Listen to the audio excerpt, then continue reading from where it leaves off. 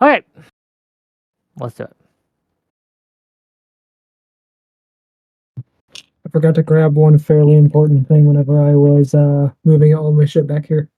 Nice. We're live though. So welcome, one and all, to yet another episode of Wick TV, a cross-ideological space where we come together to talk about issues both political and cultural, from the silly to the serious. Gang, we've got a bit of a show for you today. Usually, I sit back, I jump in sometimes, but I'm more of a moderator role. I guide discussions, I lead discussions, I ask interesting questions. That's fine. But lately, Lactoid's been wilding on Twitter. Okay, he's been saying shit. He's just been typing things, whatever comes to his mind, and he doesn't filter and he just hits send. Okay, and I had a few issues with some of the takes he's had recently. Basically, he said, and you can correct me if I'm wrong, that Democrats are the true threat to democracy. And I obviously disagree. So I decided to make a show of it. Thanks for coming, Lactoid. Really appreciate you. We got Jebtan to back up Lactoid here. And we got Vigilante to back up me. And we're going to try a little bit of a different format. But I wanted to just introduce the topic and give the mic to Lactoid to start, to give his opening thoughts. Then we'll go to Jebtan, and then we'll respond, and then we'll get into it. If you end up liking this kind of content, let me know. Hit that like button, hit that subscribe button, send me money. If you ask some super chats, I'll make sure to ask the question to the panel. Or if you're asking me, I will do my best to answer them. Thank you. Lactoid, mic's yours. Go ahead. Yeah. So just, I guess, a minor correction, which is that what I alluded to in my tweets was that Democrats are a threat to democracy. And not necessarily the true threat, but I think I'll defend that point regardless. I definitely think that they're more of a threat. So in the sense that they're the true threat, for sure, I'll defend that here. So specifically, and I know there was an abortion tweet that you had questions about too, but specifically regarding the democracy one, the tweets were alluding to a recent Hippy Dippy panel, which apparently is Trump a threat to democracy was the debate question. And the entire debate kind of descended into debating about what the meaning of threat to democracy was. I'm sure that the meta conversation is going to seep into our discussion here a little, but I'm hoping that we can kind of stem that by allowing me to provide two working definitions that I was sort of referring to when I'm talking about Democrats being a threat to democracy. And I think Democrats fit both of these definitions quite well.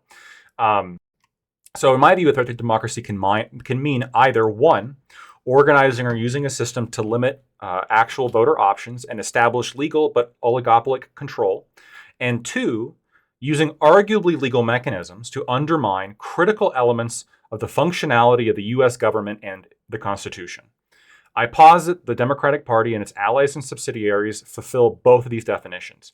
The first definition being fulfilled by such actions such as the utilization of superdelegates to undermine primary elections, lawsuits to force RFK to stay on the ballot in swing states, while also simultaneously trying to allow Biden to be off the ballot in said swing states, and lawsuits to force Jill Stein and Cornel West off the ballots across the country, and the removal of Donald Trump from the ballot in Colorado, culminating in the pressured removal of Biden from the election and the unelected ascension of Kamala Harris, despite her widespread unpopularity in the first primary, which I already know one person here, one Democrat, has a problem with. So there are some issues even among the members of the Democratic Party when it comes to this action, because they recognize it as being undemocratic. The second definition is fulfilled by the lawfare perpetuated against Donald Trump, pressuring social media to censor opposition to Biden's policies, as recently explained by Mark Zuckerberg, and repeated lawfare. I wrote that twice, repeated lawfare against Donald Trump, and the appointment of non-originalist justices and the consistent threats to pack the courts as pushed by both Joe Biden and Kamala Harris. So I'm willing to defend any of these specific claims, and I think they're all correct, but especially that last one, threatening to pack the court, I think this is the single biggest threat to democracy in terms of the functioning of the United States Republic that is being perpetuated by the Democratic Party and its allies. Okay, thank you. I have some thoughts, but let's give it to Jebtan first, and I'll use my prerogative of being the channel owner to go last. But go ahead, Jebtan. Yeah, so my view is a softer one than the claim that Lactoid's being made to defend, but I think it's closer to what he believes anyway, which is that both can be threats to democracy in their own ways, but that Democrats are at least as much a threat to democracy as Republicans. The reason being, while artificial lines get drawn where with Hillary Clinton, so to speak, where she conceded the election. So any other delegitimizing actions or words that she has had toward democracy or our voting system are pretty much null and void because she conceded the election. So I don't like that line. I like the working definition Lactoid's operating under, and we see it with multiple manifestations. Not only was there the Russiagate scandal, there was also the active suing to get RFK off the ballot until he conceded, which they are now suing to get him to keep him on ballots because their only goal is to engineer an election that gives them the best chance to win. And unless people's argument is as long as they go through legal channels to do that, they're not a threat to democracy, then I would say that Donald Trump is not a threat to democracy as long as you look at his earnest lawsuits and his self-proclaimed earnest thought that all of this is legal and good, and his willingness to go through the legal channels in order to work some of it out. And Democrats are also a threat to democracy going as far back to the 2000s and the 90s in their rhetoric. I think the conversation we were having with the hippy dippy was sort of the, who is at fault for political division? Well, I don't think any one party is at fault. I don't think Democrats get to play the game that Donald Trump is the only one who has thrown rhetoric off the rails. When we had Mitt Romney and John McCain, who were the pictures of civility politics, and Obama decided to basically be the breeding ground for this new concept of Democrat leadership and campaigning, which is to paint the other side as a misogynist, a racist, a homophobe, no matter who they are, or what they say. And it's demonstrated that they are not going to stop saying the things they say about Trump, about Republican nominees, even when those nominees are no longer Trump. They demonstrated this when it looked like Ron DeSantis was gaining steam. They demonstrated it again when it looked like Nikki Haley was gaining steam. Every single one of them, they had arguments at the ready that they were just as bad or worse than Donald Trump. So I think all of that shows the Democrats are at least as big a threat to democracy as Republicans are. I have thoughts for you as well, but we'll get to them. Vigilante, go ahead. All right. So with Lactoid's working definition, I actually like Lactoid's definition that he brought up. However, I would argue that the Republicans have done significantly more, especially in Republican states, to do quite a few of those things, especially when it comes to suppressing voters. You could see that in Georgia, you could see that in Florida. Ohio, the state that I live in, has done it. Any Republican-led state has constantly made efforts to suppress voters. This is something that happens constantly, whether it's making rules to make it harder for people to be able to access voting, like blocking mail-in ballots, or whether it's purging the ballots, literally purging voter registration days before the election, which is something that my state, Ohio, is guilty of doing. As far as the second part, there are some stuff that I agree with both of them on, but there are also a lot of things I disagree with, specifically Lactoid on. I would say the only thing Lactoid said that was relatively accurate is probably the very last thing that he said in his opening. And that's probably the one thing that I'll come out the gate and grant him here. I don't remember what he said off the top of my head, but I know. How are you granting it to him if you don't remember it?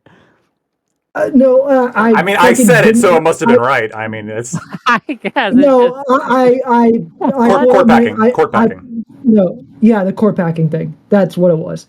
I pulled up my notes late, so I didn't get a chance to type it down. But yeah, the court packing thing, I could agree is a potential threat to democracy, no matter which side does it. And right now, I would argue the Republicans have already done it. So. Okay. Well, thank you for that. And again, thanks for being here. Real appreciate you helping me out here. Again, I wasn't sure if this was going to be a one-on-one or a panel situation. We were waiting on someone else to give us an answer. They never gave us an answer, so we're just rolling with what we got. So here's my initial thoughts on this, okay? So I would recognize that Democrats are not perfect. I'll give you that off the jump, right? That Democrats have done things I disagree with. Democrats will continue to do things I disagree with. I am not someone who is thinking that my party can do no wrong and the other party must do everything wrong. I'm not that kind of guy. So yes, any time that they threaten to pack the courts and things like that, I fight against that. When they threaten to remove the filibuster, I fought against that. And you'll see me doing that over and over and over again.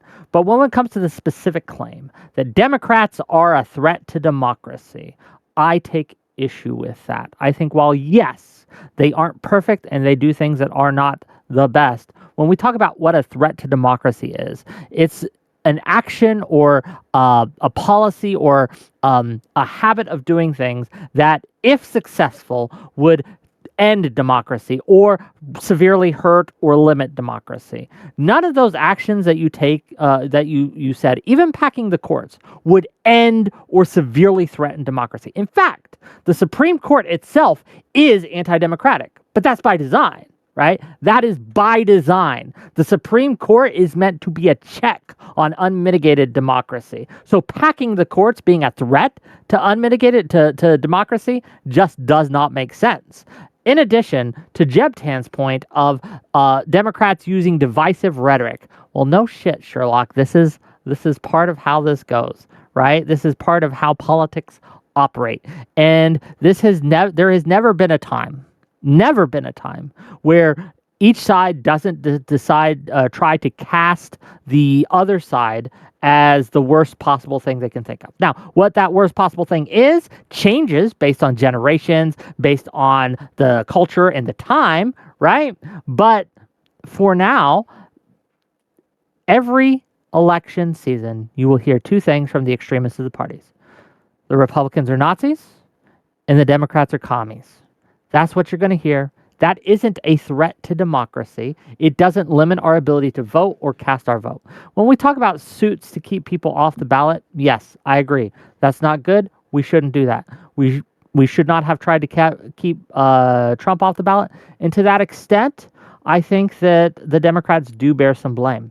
But when it comes to as a policy positions as a whole, we can look at the parties and we can compare. We can compare what Trump has done and tried to do and has said he will do, and we can compare what the Democrats have done, have tried to do, and has said that they will do. And I think that when you weigh these things, it's clear that Trump is the threat to democracy. And while Democrats aren't perfect, they're a much better alternative. And that's my opening statement. But here we go. We'll open it up and let's talk about it. So this is my thing where it seems like the only argument that the Democrats aren't a threat to democracy is, well, I can point out a thing that Trump did that was worse. If Trump, because again, that's all subjective. Say if once Trump is out of the Republican Party, once he can't. Subjective? What do you mean by that? It's subjective, like saying what is worse, right? Because you're saying that Trump's issue that is easily waived, not only easily waived away by courts with judges he appointed, but also the democracy ends up practically becoming strengthened by those court decisions. I could easily argue that that is less a actual practical threat to democracy than when the Democrats make it commonplace to sue to get legitimate electable candidates off the ballot when they're running, but then once they've dropped out and endorsed the other candidate and they know that the votes would split more toward that candidate, then suing to keep them on the ballot, which is something that is legal to do, something that provides a sort of systemic incentive to do so in the future if they succeed. That's a lasting threat to democracy. That is creating a pattern and a norm. As you've said, this is how politics runs. It adds to the library of awful things that are, quote unquote, how politics run, which is you do know that get people off and on the ballot. Republicans have brought suit to keep Harris off the ballot. You know this, correct? Which Republicans? The leader of the party? Which Republicans? The leadership of the party? Which Democrats have done that? 7 Democrat states, I think, at this point have now done it.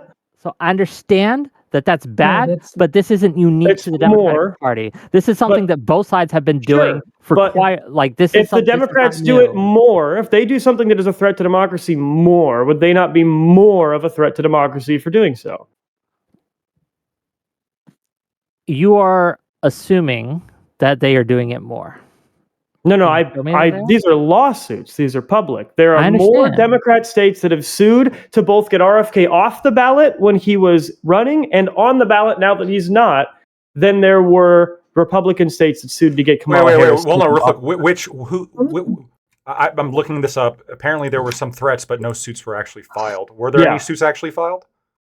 I am looking to see if the suits were filed, but this again, we forget that she just got the nomination like 3 weeks ago, maybe a month ago. RFK just dropped out less than a week ago, and Democrats have already completely flipped their legal strategy to suing to get him on Can the you show ballot, me the knowing lawsuit that he's that they dropped out. filed to keep? Hold on, can you show me the lawsuit? Sure, that they this was filed recent. Well, you can bring up not only the RFK one, Jeb. You can also send him the Cornel West and Jill Stein. In my state, Well, I for already know. example, Jill Stein so- just won a legal challenge against the Democrats that was supported by the Republicans, right? Which I thought was kind of interesting. Republicans actually intervened to prevent Jill Stein from being removed from the ballot in my state. So this just Yep. happened, right? So, And I'm not seeing any lawsuits actually to keep Kamala Harris off the ballot. Yeah, so now so beforehand, North Carolina, I believe, Wisconsin, and 5 other Democrat states were suing to get RFK removed from ballots. Now RFK is taking action to get himself removed from ballots in 10 states. And the Democrats are suing to not allow him to take his own name off of the ballot. In which state? I'm looking this up.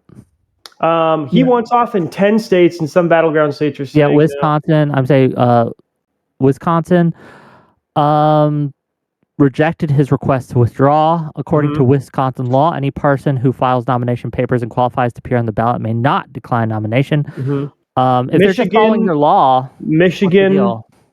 Well, if the Democrats are suing in cases where it's not explicit state law, that would be the Democrats taking an active effort Sure, to take a which state are they candidate suing in? that Whoa, just to be clear, like under the definition you proposed, Wick, which I don't actually agree with, but under the definition that I proposed and the definition that you proposed, whether or not it's legal or not is irrelevant, right? Because the question is it anti-democratic to do it under the categories that I've defined, The right? question would be- Arguably, packing the court is legal, but it's definitely Hold on. like a threat to the republic. I'm not talking about packing the courts here. Yeah. I'm talking about the removal from the ballot.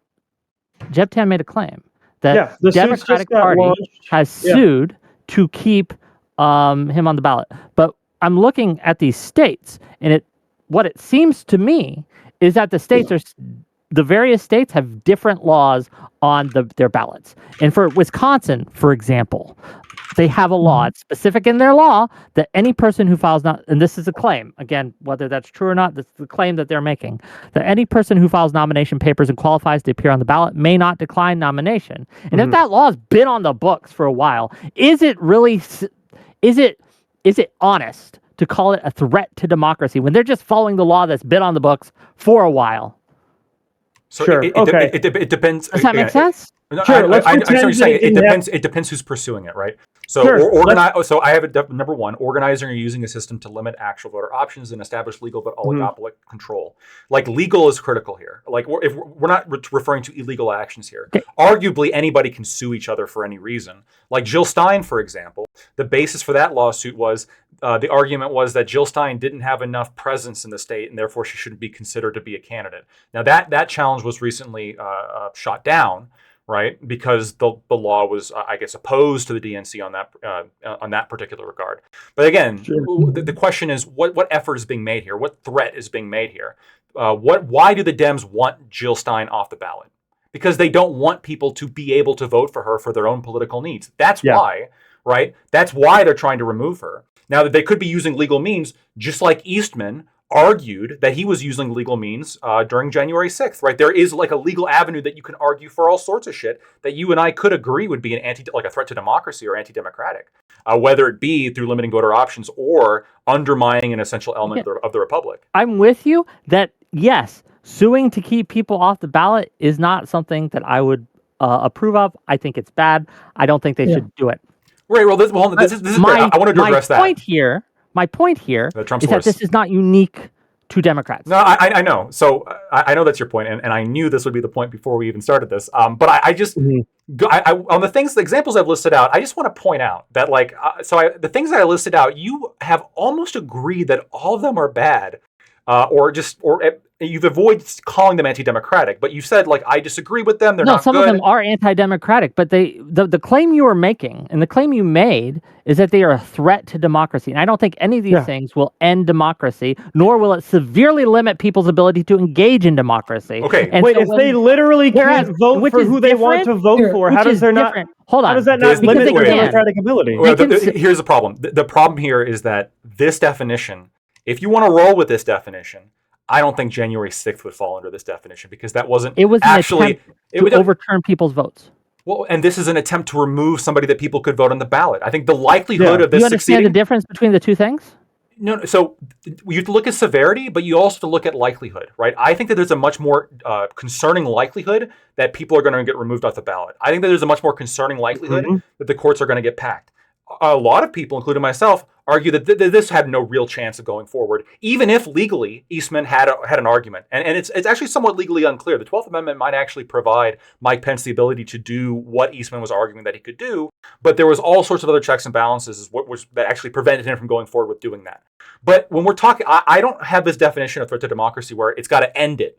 Right now, in fact, it's interesting because Or severely curtail it. Sure, or severely curtail it. It's interesting because this was actually the position that the pro-Trump side was taking on the last debate was like, this is the definition that you have to meet. But I agree. I don't think you actually have to meet that definition.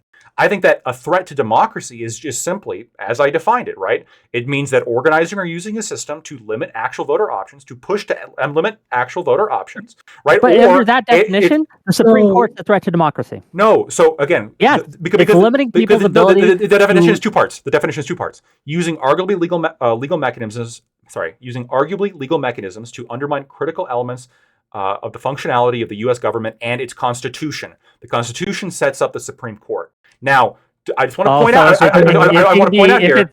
In the Constitution, it can be anti-democratic. in that Blackwood, clause. under So, your absolutely, because okay. again, we do live in a republic, and Under when we your refer to the democracy, we're often referring to constitutional mechanisms like the third branch of government, which relies on not being packed in order to be functional. If you pack the court, you've obliterated the court, right? Like every single time the president gets in power, they're going to put stooges into the Supreme Court and just have rubber stamp everything they want to do. If we're going to start this precedent of packing the court, and I know that you're against packing the court for this I reason. am against passing the court. I think it's harmful for a lot of reasons, not the least of which is that it's basically there are better options. remember when maybe you're of age, right? When you were in trouble, your dad told you to go out and get the switch, okay? And you bring it in. That's what we're doing for the Republicans. We're getting them the switch that they're going to use to lash us. Because ending the filibuster, Trump tried like hell to do that. He pressured McConnell over and over and over again to end the filibuster. Like when And Republicans refused to do claim, it. right? Yeah, when Republicans claim though that the Democrats are the party that wants to end the filibuster, that's not necessarily true because Trump tried his level best to end the filibuster as well. Like Yeah, but the Republicans were the ones who stopped him McConnell from was doing the it. one who stopped him. Can we just let me establish right here. Leader of the Republicans. Jeb the Democrats also Tan stopped the extremists on Democrats. either side. Jeb Tan said yeah, it's the before. extremists on either side that want to get rid of it. So Jeb Tan said before, and I agree with this, that both parties are arguably a threat to democracy in different ways, and I don't disagree with that. What I'm trying to establish here is that what people are like saying very strongly, Trump is this unique threat to democracy, or he is the threat to democracy. When we talk about the threat to democracy, this is what Trump represents. And what a lot of people's responses are is, here's all the ways that Democrats are a threat to democracy. I'm just looking for, you can say that, well, I think Trump's a threat to democracy too. I just want to hear you guys say, sure, Democrats are also a threat to democracy, and then we can have an argument about who's the greater threat. And I got arguments on my side here. But here's the deal with doing that, right? It's asking us to create this level playing field, which I don't think is level. I think that, well, yes, we can point to things that the Democrats do that are quote unquote anti-democratic. I'll just grant that. When we look at what Trump has done and said he wants to do, it is far and away worse, and it feels dishonest to equate the two. So yes, I could say that both punching someone in the face is violence, as well as poking them lightly could be violence. But it's weird to call them both violence. Well, It's hold very on. weird, I think both of them have right? I think both of them have like an actual realizable harm here. So it'd be like two people get punched. Now the question is to decide who punched harder, which I think is a good thing to explore. Which is what I want to do in this debate, like actually explore which party is like proposing the worst things. Right? Again, with court packing, I think the Dems are way worse. But what I really want is you just said that yes, the Dems are doing things that are undemocratic. Yes, If that's and we true, oppose that. great, and you oppose that. I know you do. We stop that, Great, right? And I'm a great. Democrat. I'm okay? I'm aware. But then this must mean then that if they are doing undemocratic things, right? Would you agree that like they are a threat to democracy, right? They are. No. There's a threat there to do undemocratic things if they're doing Not a undemocratic realistic threat or a realizable threat.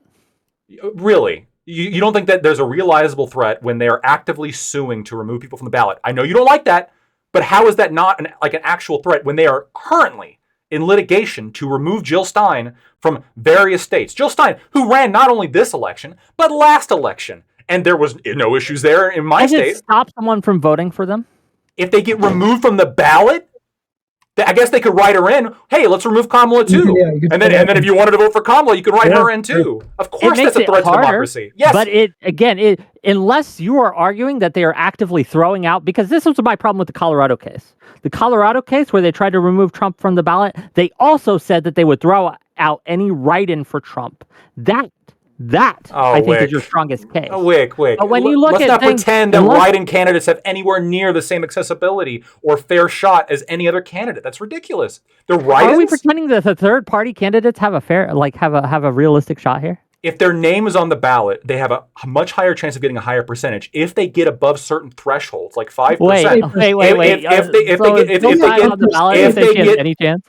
For example, one of the reasons why I voted Libertarian past two elections is that the Libertarians get above 5%, they qualify under certain rules for a certain government participation, right? Because political parties are sort of these pseudo-private, pseudo-government entities. They qualify for certain kinds of government privileges, and they qualify for debates. They qualify for different access to debates. Have won with being a write-in candidate. You know this, correct? Let me ask you this then, Wick. Would you think it's undemocratic if the Republicans sued to remove Kamala Harris off the ballot, but they allowed her to be a write-in candidate? Would that be undemocratic at all? Of course it would be, but we look at degrees. I think that it is anti-democratic to a degree, but I think that, again, I'm using another Democrat example. You shouldn't fight me on this. The one where they said, okay, even the people who write in Donald Trump, they're going to cast that. That is so far and away different. That's on a different level, a different scale. It feels weird to use the same word for both. I disagree. This is what I don't like. I don't like the flattening of terms. I don't like the flattening of words. I don't like the flattening of concepts where anything like, as Jeb Tam was saying here to get more people in, I'll let you in, Vigilante. I see you chomping at the bit. But Jeb Tam's being like, well, what they called DeSantis a racist homophobe, and that's a threat to democracy. Nah, get the fuck out of here. That's not a threat to democracy. That's just politics, baby. Right? Why is that a threat to democracy? I'm really curious.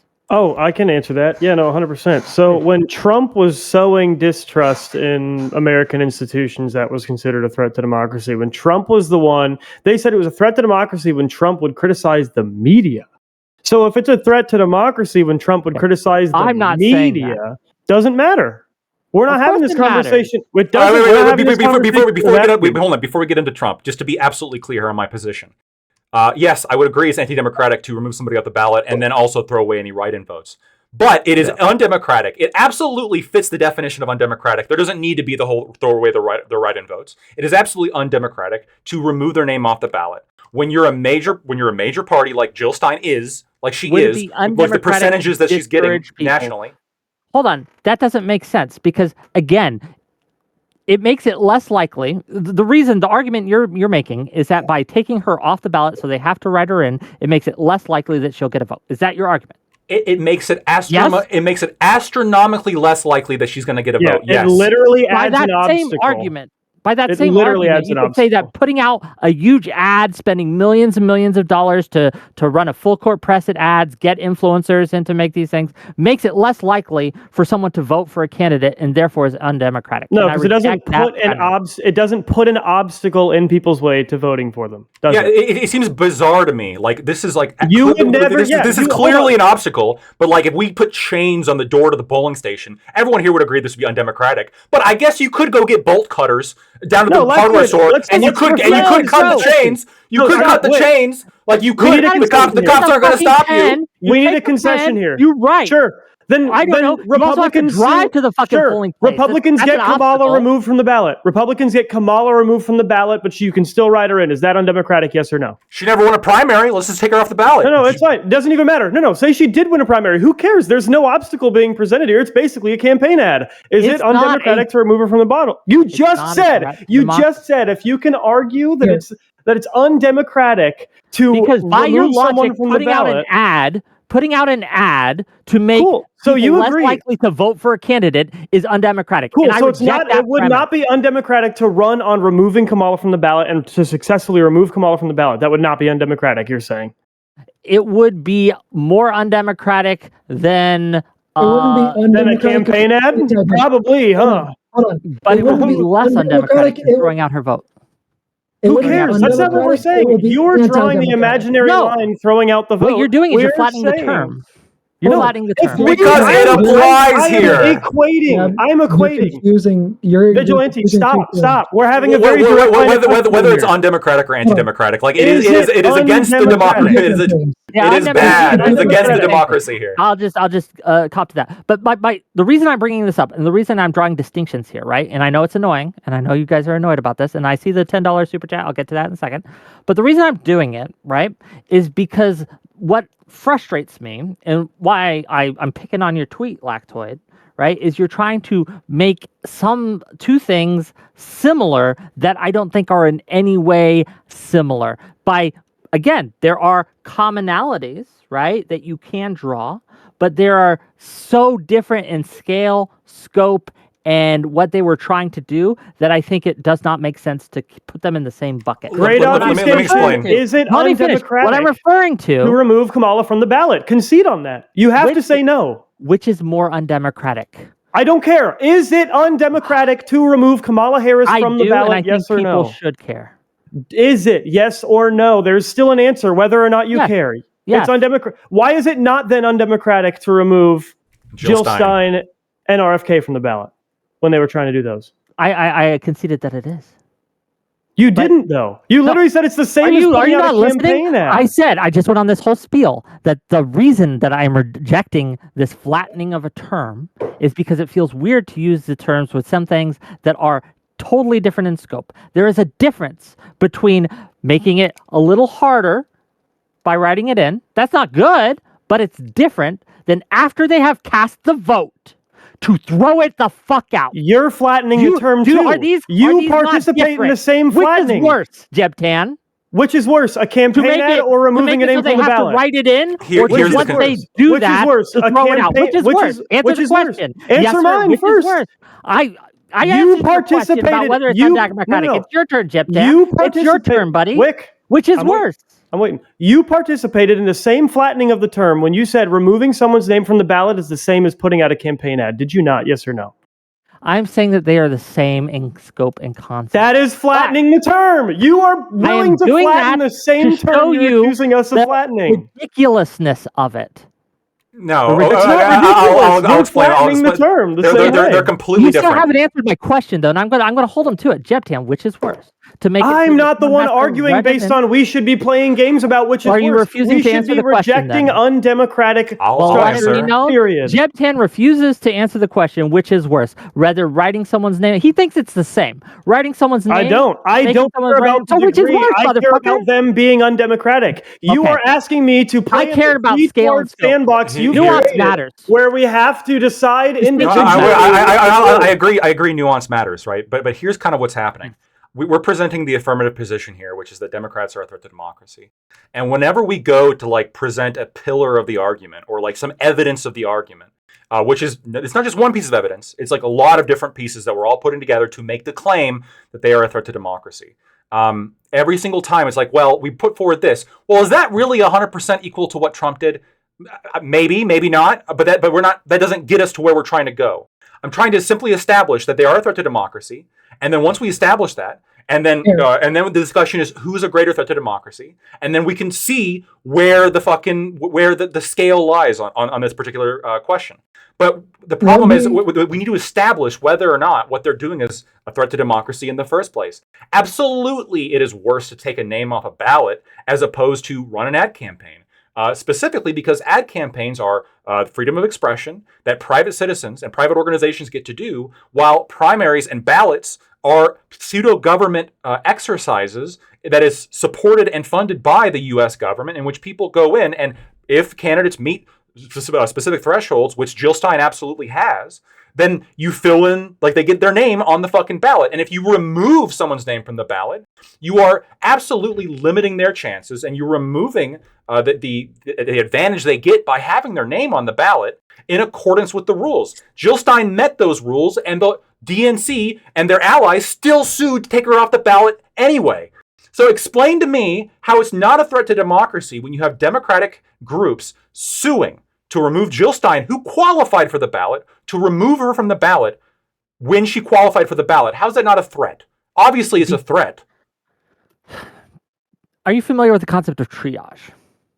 You have to deal with the things that need dealing with first, right? The biggest threats that you can take care of. If someone has a little cut on their finger, yes, it's bad and should be taken care of. We should look at that. Should the doctor make note of it? If someone's got a gushing neck wound, should the doctor diagnose take care of that first. Should the doctor deal with that first? Sure. Should the doctor even diagnose the cut on the finger at all? Sure. Sure, because that is an injury. Would you agree that the cut on the finger is a injury? Yes, but we put that in perspective, and it would be foolish for the doctor to focus his attention on the cut on the finger rather than, and while ignoring the man with a gushing chest. Now let's have now we've established that both of them are injuries. Now maybe two doctors could have a disagreement as to, well, actually, you took a look at the finger injury and you said you can't have a disagreement. I think you can. It's obviously what I'm doing. You got a cut on the finger, right? Oh, one doctor might say, actually, that looks infected. And in fact, that looks heavily infected. And there might be a problem, doctor. We should probably treat this. It's actually easier to treat this right now as opposed to wait and to treat this other thing that you're particularly concerned about. Well, actually, no, doctor. I think that this is worse, et cetera, et cetera.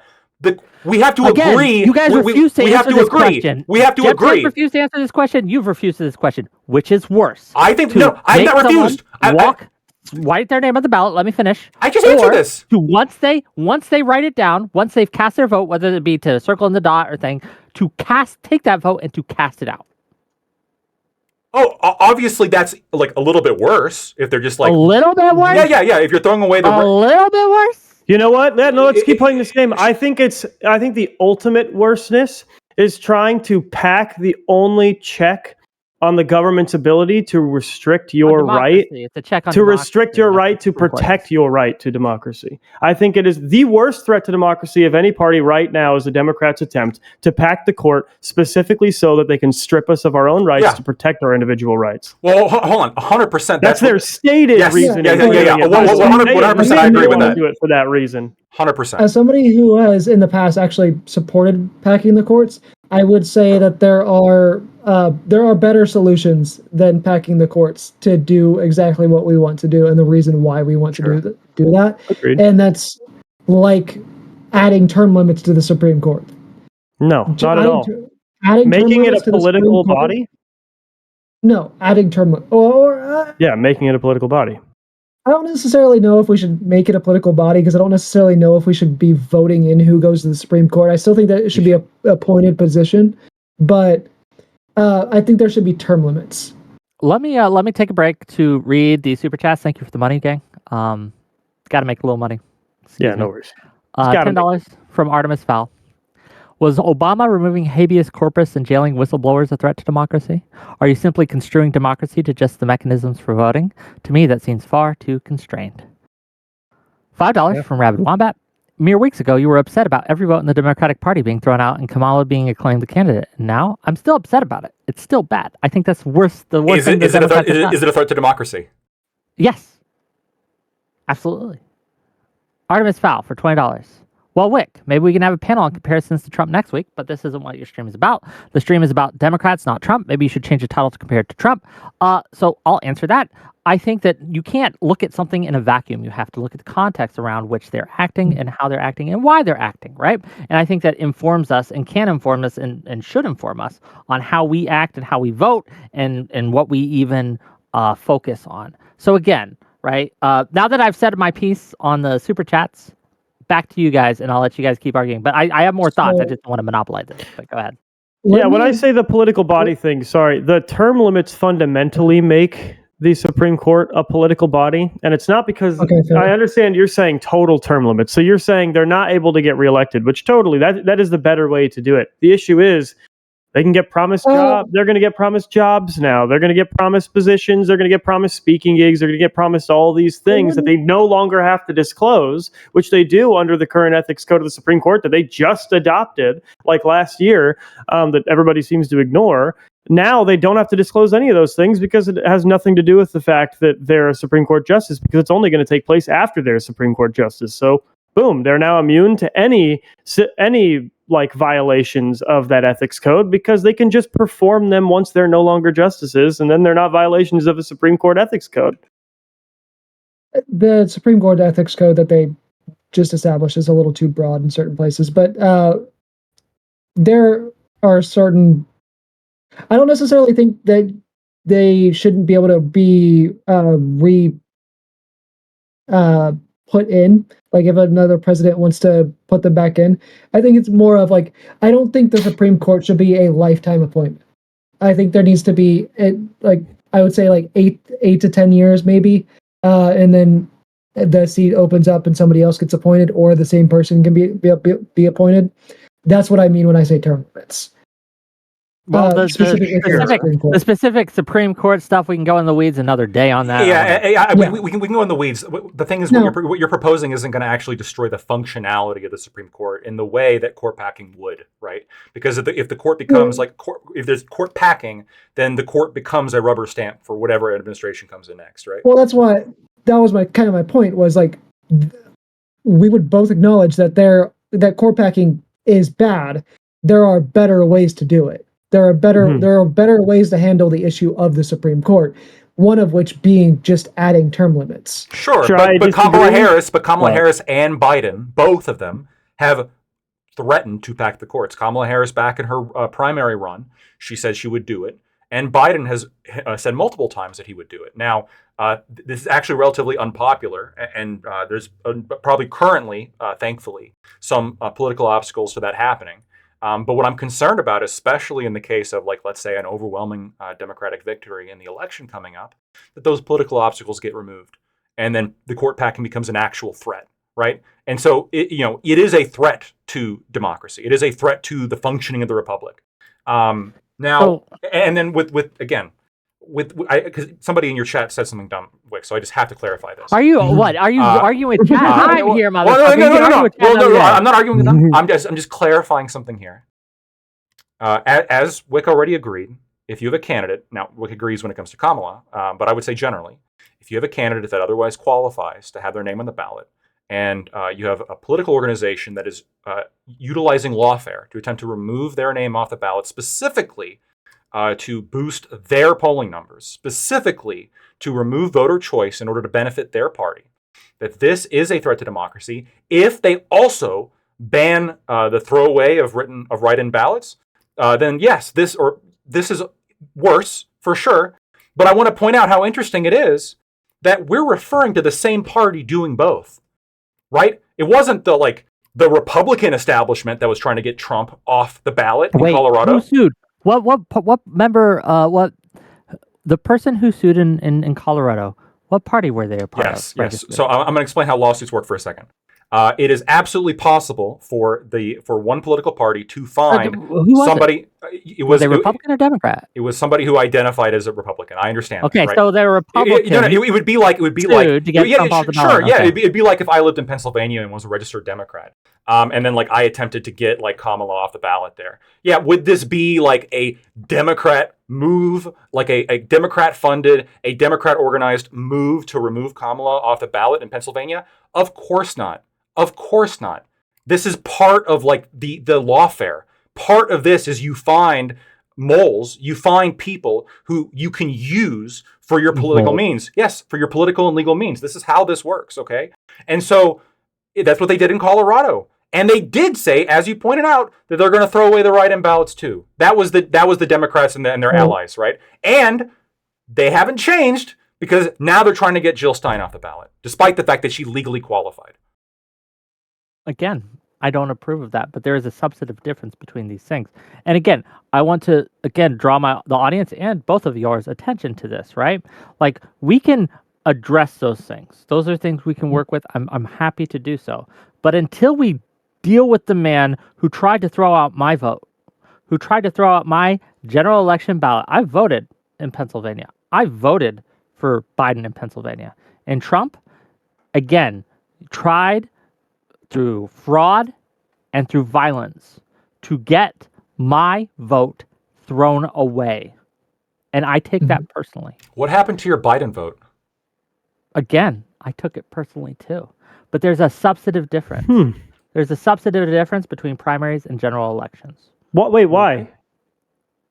What? Well, Like there is a literally substantive difference, but there's also a vast majority substantive similarity, which is that the person you voted for does not get to get elected. And the person You would agree wouldn't that's vote at least for 80% is of the the candidate. problem. Because the primary isn't the election, I could still Primary is an election. The primary is a election. That's not the general It's the election. It is a Yeah, but it is a win government it is a if you win government the- sanctioned election. Yes. In fact, it eliminates more Oh my choice God, for you you guys as a are doing it voter. again. Primaries It aren't eliminates even more going. choice for you as a voter than the general election does. You guys are doing it again. No, it doesn't. Yes, if it I- does. if I- Absolutely does. If I get my vote thrown out during a primary, I still Mhm. have another chance to vote in the general election.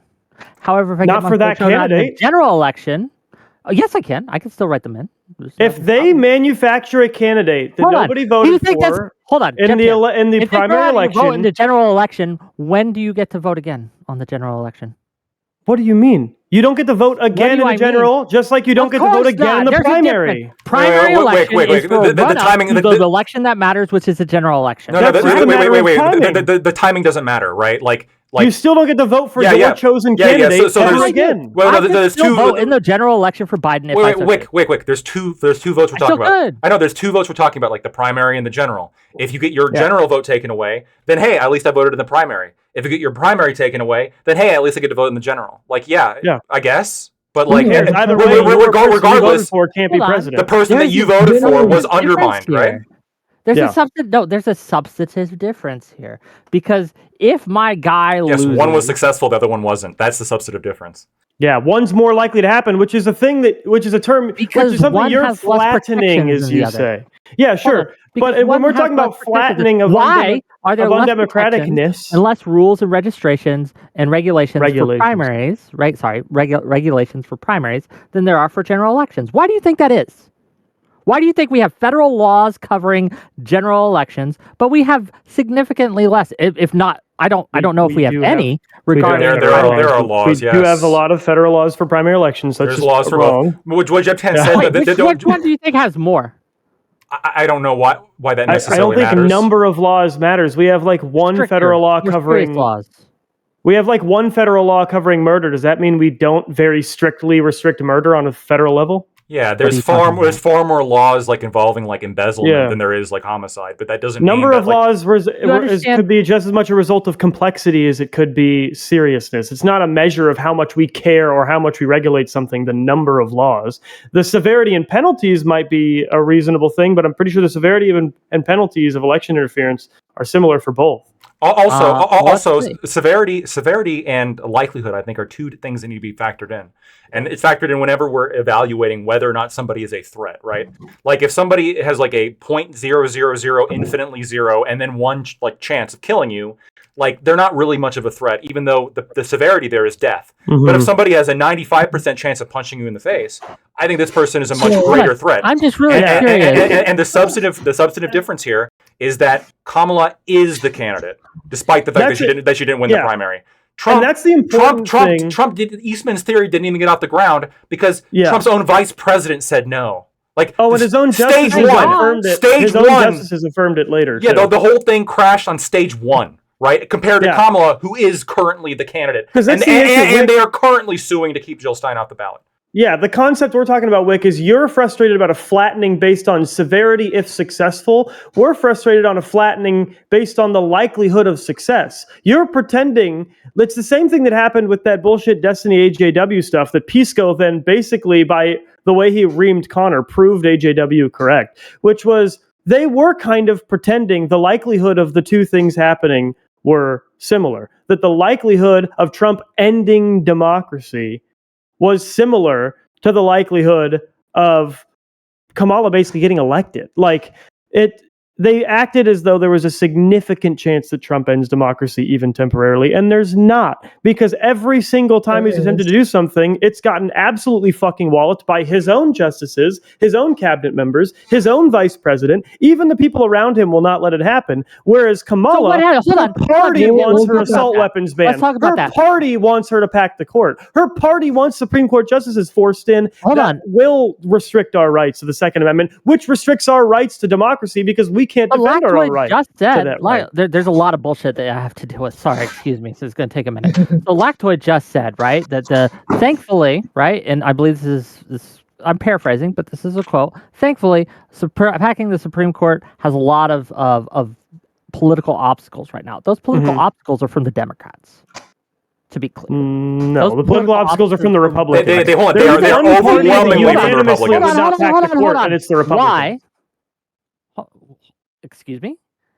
Do you think the Democrats all of us are dead set on packing the court? And no. I didn't say that doesn't unanimously want to pack the court. I said that unanimously doesn't want to pack the court. And keep in mind, like the reason why the Dems are concerned about packing the court is because the Republicans have threatened the nuclear option if that happens. Yeah, that as soon as they get into power, as soon as they get into power, if the Dems pack the court, and this is the thing, the Dems actually don't have a principle against this, despite the fact the Republicans have said they won't do it, right? But the Dems don't have a principle against this. They're just concerned about what the Republican response might be, and the response would be exactly what the Dems would do, which is I'm going to appoint 20 justices that are just rubber stampers, and I'm going to pass whatever the fuck I want. I'm going to make they don't have any philosophical objections to it. It's constitute. Well, even the justices they pick don't actually have believe in the rule of law. They're mutually assured destruction. That's what it is. So again, to act as if Republicans had a principle against it's mutually assured destruction on one side. The Republicans aren't going to pack the court, and they haven't packed the court even when they're in power. Right? They're not going to expand the number of justices. They're not going to do it. And if they do it, and if they threaten to do it, if they threaten to do it, then I will say that they are the bigger threat to democracy if they threaten to do that. So it's just the Supreme Court that you're concerned about. No. It's all of it. It's all of it. But the Supreme Court thing is it is the biggest slice of this big pie that makes the Democratic Party a threat to democracy. Yeah. Mm-hmm. Okay. Once again, I understand that. I'm against court packing for a lot of the reasons you are, not 100%, but I've argued with you on your side against a lot of the stuff that's been proposed by almost everything I've said thus far that I've called undemocratic. You have argued on my side before. Yeah. However, which is wild that you're supporting the party that wants to do all of it. No, because hold on. Because there comes to a foundational principle of which party tried to throw out my general election vote. That wasn't the Democrats. They, again, I don't like that they did it, but they did some fucky-wucky shit with the primary. I don't like it. I don't like how they did that. I think it's bad. I think that sets precedent that is going to bite us in the ass later. It definitely is. That said, that is infinitely less bad than having cast a general election ballot, having it accepted, and having it in the process of being certified, and then having a whole ass plan, a whole ass team built and decided to take the thing that I had already cast and to throw it out. That is a much bigger threat. Here's and the my people issue who said, with it. hold on, let me finish. Because Jeb Tan, you made a point that the people stopped him from doing that. That is why he isn't having Mike Pence as his vice president anymore. That's why he chose a yes man. That is why he wants to get the ability to take all these regulatory agencies, right? It's in his Agenda 47. You can look it up, right? To take all these federal regulatory agencies and put them back under executive control, and to be able to fire and hire at will, willy-nilly. He wants to do that with thousands and thousands of federal employees because he wants to make sure that no one says no to him ever fucking again. Oh, wait. Let me. Then why did they remove Chevron? Have those principled conservative. Then why did they support removing Chevron? Understand. Then why did they support removing Chevron? Exactly, dude. Why? Exactly. If what Trump wants to do, what the conservatives want to do, and the Republicans want to do, if they just want to like make sure the executives can do whatever they want, why did they get rid of Chevron? Arguably, the case that or support getting rid of Chevron. Arguably, the case that granted the executive the most power I can think of. That like in terms of a singular case. This is the issue, right? Is when we talk about the issues of Trump, other Republicans are as much or more of an obstacle to Trump than the Democrats are. Other Republicans, Trump appointed justices. Hold on, stop. No, I didn't interrupt. You didn't. No, you didn't let me jump in. You I'm gonna interrupt go. me all the time, but go ahead. Republican justices or Trump appointed justices were many of the ones who shot down Trump's specious legal claims. Republicans stopped him from doing what he wanted to do largely during his presidency through legislation. A lot of the dumbest shit he wanted to do, Republicans were the ones to stop him. Republicans were a lot of the ones who challenged, Republicans or Republican lobbying groups are the ones who challenged his red flag laws and his aggressive use of executive power, right? They constantly get in his way. Republicans were the ones that wanted to get Chevron overturned. Conservative justices were the ones that overturned it. So when we're talking about the Republicans as a whole, and you focus solely on Trump, my issue is the rest of the Republicans Who's negate your party's Trump. nominee? Stop. The rest of the Republicans negate Trump and get in his way, whereas all of the things we're saying that Kamala wants to do, take away our Second Amendment rights, blow up the demand side of the economy and make it so we're never able to buy a fucking house, also extend housing assistance to fucking illegal immigrants, are things that Democrats as a whole want to do. They want to support her in doing it. The likelihood of her doing her anti-democratic things or undemocratic things is far higher, 10 times higher than Trump's likelihood of being able to do his anti-democratic things. Who's a Republican nominee right now? Let's ignore everything I just said. How many? Wait. Trump. No, because hold on, Trump is not the leader of the party right supports now. my argument. How many? How many? We get in the way of them, the Republicans. Yes, because Republicans recognize that Trump is a bigger threat to democracy than the Democrats are. They recognize how many panels? The Republicans are not a bigger threat to democracy. My argument is that Trump is the biggest threat to democracy. Wait. How many panels have we had? Like, no, it's not. How many panels have we had? How many panels have happened that just like rants about whether or not Trump is like a threat to democracy and how big of a threat to democracy he is? What I think is tons. But we don't really have that many. We're talking about the shit the Dems do. And when I tweet that about like the shit the Dems do, here we are. Yeah, here we are. And half the time we've talked about Trump. Because here we are at half the time. I understand when it comes time to Trump, we're going to talk entirely about Trump, and then when it comes time to talk about the Dems, we got to talk about Trump too because we got to compare them, right? I understand. Hold on. When we talk about the Dems, you have to compare to the other side. When you talk about the Republicans, you have to compare to Democrats. Well, no. All the prior discussion. You have to talk about women too. No. When you talk about women's issues, you have to talk about men too. I brought up this exact same. No, I literally brought up this exact same criticism when we had like the men's panel and people kept calling in and trying to make it about women, and I criticized this. I'm saying men can't even have a fucking panel talking about men's issues without it having to become about women too. When there's 100 panels about whether or not Trump is a threat to democracy, right? We're not talking about like this shit that we're talking about now, the things that I'm alleging the Dems are going to do. It's talking about Trump and the specifics of Trump's plan and the specifics of January 6th and et cetera, talking about that, okay? And then when I want to talk about the shit that the Dems have done, consistently done, have a history of doing, I mean, back in 2016, their primary was unfair. WikiLeaks came out with that, right? The superdelegate system, Tammy Baldwin in my state, she went ahead, despite the fact that her state, despite the fact that the people in that state voted for Bernie Sanders, she said, "Fuck you, I'm going to vote for Hillary Clinton anyway." And this was in 2016. Wow, we have like a history of the DNC. I don't disagree. Yes, right. Was undemocratic, right? And it is still undemocratic. It's always been undemocratic. Weird. The RNC doesn't have that though. The primaries aren't important as why does it? But the RNC general election. Great. The RNC didn't have to deal with this. The RNC didn't have to deal with this because they didn't have the superdelegates and they didn't have all the weaponized planning against one of the candidates that did happen with Bernie Sanders in 2016. And then in 2024, here we come around.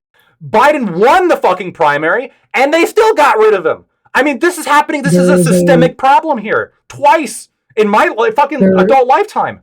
Okay, you again. There's I a specific recognize it. reason. Hold on, Vigilante, and I'll let you go. But yes, I concede primaries are undemocratic, especially on the Democrat DNC side. The DNC isn't a good organization for democracy when it comes to the primaries. I agree. Great. But that is far less important to me and far less serious of a matter than our general elections. I don't understand how you guys don't see this comparison. Again. Sure. Yes, so one if party they're is talking willing about- to go against their own nominee in protecting those elections, and the other party is willing to go along with their nominee's attempt to remove our ability to protect our rights to those elections, to remove our ability to understand honest things about our candidates, because apparently it's politics as usual to just paint every dude as a disgusting racist who wants slavery. Yeah, Every single hold on. person on There the is no opposite Democratic party wants to candidate that assist we them. would have. There's no Democratic candidate that we would have that we would put up that you wouldn't say is a threat to democracy. There's none. There's not a single fucking one. Yes, there is. 100%. Who? Hold on. Literally Wait. Any Democrat that doesn't Okay, want to do you can't even give us a fucking name. because there aren't currently Democrats that don't want to you can't give remove us a fucking Second name. Amendment This is the rights. thing. When we talk about Name threats to one democracy, pro-Second Amendment it does Democrat. not matter who the Democratic candidate is. You It will say does. they're a threat to democracy because That's they not have a true. T next to their name. So, Wick, that Absolutely. is Then give us a Wick, fucking name. Wick. Give That us a is name. stop. That's Give not us a an name. Shut the fuck up. You are the most You can't baby give us bitch a name. debater when you Wait, debate. No, I'm glad that we have set I that can up. outline You that cannot if there is name a single one that wait. you don't think is a threat to democracy. I'll let you flop as much as you want. Okay, so if a Democrat candidate came out, basically, if Joe Biden simply just said, because he already says he doesn't want to pack the court, he already said a number of other things. If he simply just said, I do not want to restrict the Second Amendment, he would not be a threat to democracy. That's the only anti-democratic policy position that he Hold holds. on. Do you think that gun control is a threat to democracy? 1,000%. Restricting That's our retarded. right to defend our rights is one of the most undemocratic things possible. Yes. Are you stupid? Why do What you do you- think we have a Second Amendment? Wait, can you actually tell me what the Second Amendment says? Just recite it for me. Recite off the top of my head. I don't have Yep. it memorized. It's right to your arm. Necessary to securing a free state, right, is in that amendment, is it not? Our Constitution recognizes that restricting the Second Amendment is a threat to democracy. So, do you They think say red it is flag laws are a threat to necessary democracy? to securing Hold on. a free Is red state. flags laws a threat to democracy? Yes. A threat? Oh my God. Back It is up. not, as please. you said, Hold it on. is Who not is the less most likely to vote severe now? Do you think threat felons to should be able to own democracy. guns? Do you think Hold on. felons Who should is be less able to own likely to vote now because of a Should red felons flag be able to vote, Vigilante? Sure. No, felons be able to own guns? But they be able to vote? It's a different Felons question, should but not be able to, should not always be able to own guns, no. Wick, I can give you an answer. That's a good answer. I That's a good answer. don't know what the a specific name, because I've been looking for Democrats that oppose packing the court.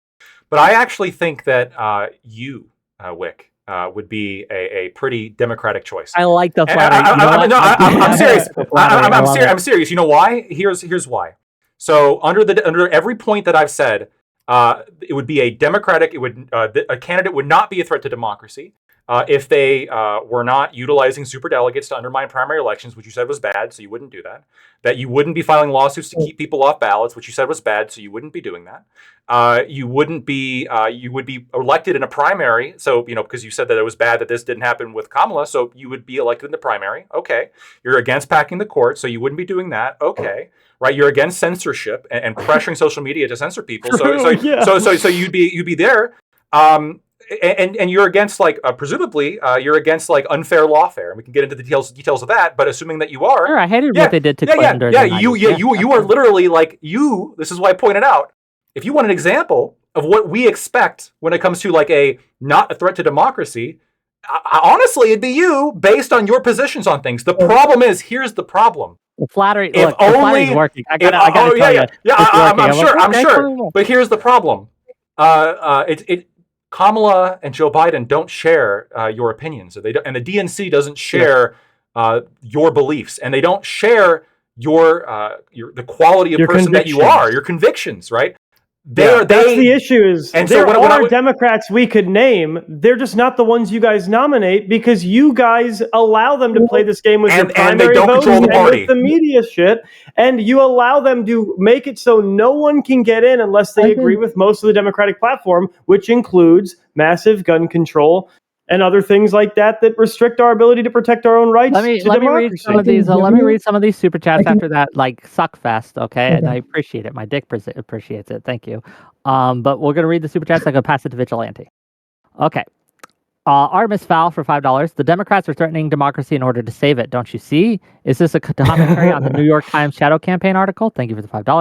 $5 for TL1524. I'm curious what's worse, contesting votes with lawfare after elections or using lawfare to make sure your opposition doesn't make it to an election. So I think that the first one is worse. I think that throwing out a ballot already cast is worse than trying to stop someone from putting a ballot in the first place. Both are bad. But I think one is infinitely worse. $5 from Artemis Fowl. Pennsylvania violated its own constitution in order to do universal mail-in voting. Wick, does mob rule matter more than your constitution? I don't know the specifics of the constitution in Pennsylvania, but I think that if there is a law that makes it harder to vote for mail-in ballots and things like that, that's probably a bad law, and I would support overturning it. $5 from Soyaddle. Conservatives soying out about the party primary nomination process is just as pathetic as progressives crying about the Electoral College. Thank you for $5. $2 from Manny to the Max. How about we vote third party? We're going to have a panel on third party voters tomorrow, actually. It'll be fun. Tune in for that. $5 from Rizius. £5, I should say. Euros? Pounds? I don't know. In regards to packing the courts, doesn't blocking Obama pick of his justice count? And then $20 from Lawson Harrison. Hell no, we shouldn't be allowed guns or votes. And then $2 from my 2024 A Gay Odyssey. My January 6th super chat was censored. Well, thank you for the $2. But that is a question. Would you consider what Mitch McConnell and the Senate Republicans did to stop Obama from appointing his Supreme Court pick to be a threat to democracy? Curious. Yeah, so the actual process, I think there's something there to criticize for sure. Now, do I think it's it was a threat to democracy? They tried to stop democracy. No, I'm going to say why it's not in a second, because there's something substantive underlying this, which is that not all justices are equal. But I've got a different one. Sure, but the process there's something there to criticize, right? Isn't the process nearly as dangerous as packing the court? Absolutely not. And I've had this discussion with you before, right? There's different legal theories on how to approach law, right? And it's not necessarily political, right? I'm going to posit that any non-originalist justice doesn't believe in the rule of law. And so the Merrick Garland and Justice Jackson and Sonia Sotomayor, et cetera, these picks are not picked because of their adherence to the rule of law and their interest in maintaining the American Republic. They are picked because they're partisan hacks. They are picked specifically because they reject the idea of originalism, the idea that we should be looking at the law as it was written, as it was intended to apply. And they just simply want to use the Supreme Court to change the law into whatever fits their designs. Now, this is, I think, also a threat to the Republic and a threat to democracy. And so the question is, quite literally, I think Artemis Fowl said before, like, oh, we have to like do an undemocratic thing to like protect democracy. I don't know if that was the right thing to do in this case. That is what happened, but I don't know if that was the right thing to do in this case. Like, is stopping Hitler from winning the election, is that undemocratic? Maybe, but like, let's say it prevents America from descending into like a fascist dictatorship. I don't know. Like, it's a tough question at that point. You know what? Hold on. Let me give an alternative. Hitler from getting elected. I will throw out someone who voted for Hitler. Okay. Let me give an alternative explanation for why. I think it was democracy. I want to give it to Vigilante directly after, though. But I think it was democracy neutral, and here's why. I've got a quote from a guy, a loose quote from a guy I think we both have expressed respect for in this conversation. His name is Joseph Biden, and he said, "We'll just let democracy take its course. We're going to hold on to the Supreme Court pick because of our proximity to the election. And we're just going to let the people vote, knowing that they have the power to vote somebody in who will get a Supreme Court justice that they want." So I think it's democracy neutral. Because yes, you're intervening in the Republican Democratic structure of the Senate, but you are then throwing it to the Republican Democratic structure of the popular vote, or of the not popular vote, but Republican vote, right? Our electoral college. So that's why I don't think it's helping democracy in a vacuum, and I don't think it's hurting democracy in a vacuum. I think it's democracy neutral because, yes, you're sort of impeding the Senate, but you're impeding the Senate for the purpose of giving the people a chance to have a say, which is why I don't think Would you it's throw out someone's vote undemocratic. that you thought would be worse for the country? Like, so if you were a This has poller, nothing to do with that. That's such an aside. This is why? what? This is giving does that people the right to vote on it. This was No, but stopping the here's- Senate from voting so that the people. If you could vote believe, for someone that would let nominate me someone finish they my might like. hypothetical before you say it's stupid. You believe, Sure. you 100% believe that Kamala is a threat to democracy, that if she's elected, you're never going to have another free and fair election. She's going to substantively stop. No, she's that's gonna not tackle our court. line. Hold on, that's not our line. I'm for giving you a election. hypothetical. I'm not saying it's your line, okay? Okay. I'm not saying you're saying this. I'm saying someone who really believes this, right? Okay. And they think that Kamala is going to pack the courts, take away everyone's guns, all that. You are a poller in a polling place, and you have a ballot box that you know, right? You've Yeah. counted the votes. You know that 90% of them go to Kamala. You're in Sure. a swing state. It matters. Do you throw those out to protect the bigger democracy? No, so for the same reason. So why? Hold on. Let me give because you might answer your second question with this one. For the same reason Lactoid and I are saying, right? While you're frustrated with the flattening on severity of successful, we're frustrated with the flattening based on likelihood of success. When I, the pollster, throw someone's vote away, 100% likelihood those votes do not count anymore. Whereas Kamala, the ethereal idea of Kamala, even if I believe it to be true, ending democracy, is de facto less likely than my throwing away of their votes. I agree. And the fact that Trump has already tried to do this is bigger to me than Kamala saying that she might do it when she gets She elected. did it. She's tried doing She's it. the candidate right now. This happened. Oh, The threat's yeah. been When realized. did they pack the courts? Multiple of these threats have been realized. No, no, no, When did they pack the courts? No. The fact that she's the candidate is what I'm saying. Like you're saying. I'm we're not not saying what I'm every referring to. single thing, I'm right? saying We're that, just as Jeb Tan said, that the thing that happened, like definitely already happened, is bigger and more important than the ephemeral idea of what might be in the future, even if I really believe it.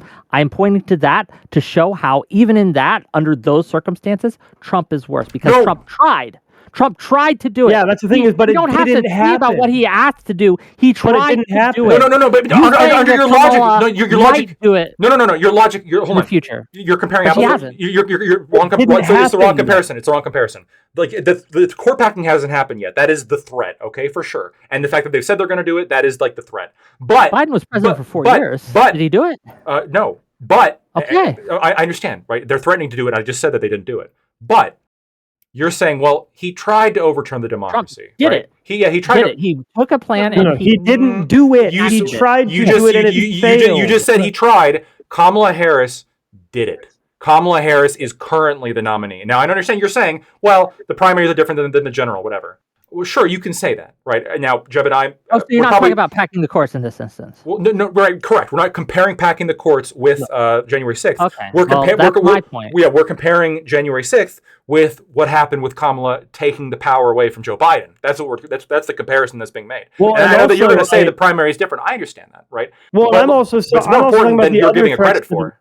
I'm also talking about the other threats to democracy that we've already discussed, like the restriction of our gun rights. Like they have actively tried to do it. They've failed, but they've tried. They've I don't- actively tried to get Supreme Court justices on there that will attack those rights. Yeah, They have so I actively reject done the so premise. with Ketanji I Brown Jackson. reject the premise that gun control is a threat. to Sure, democracy.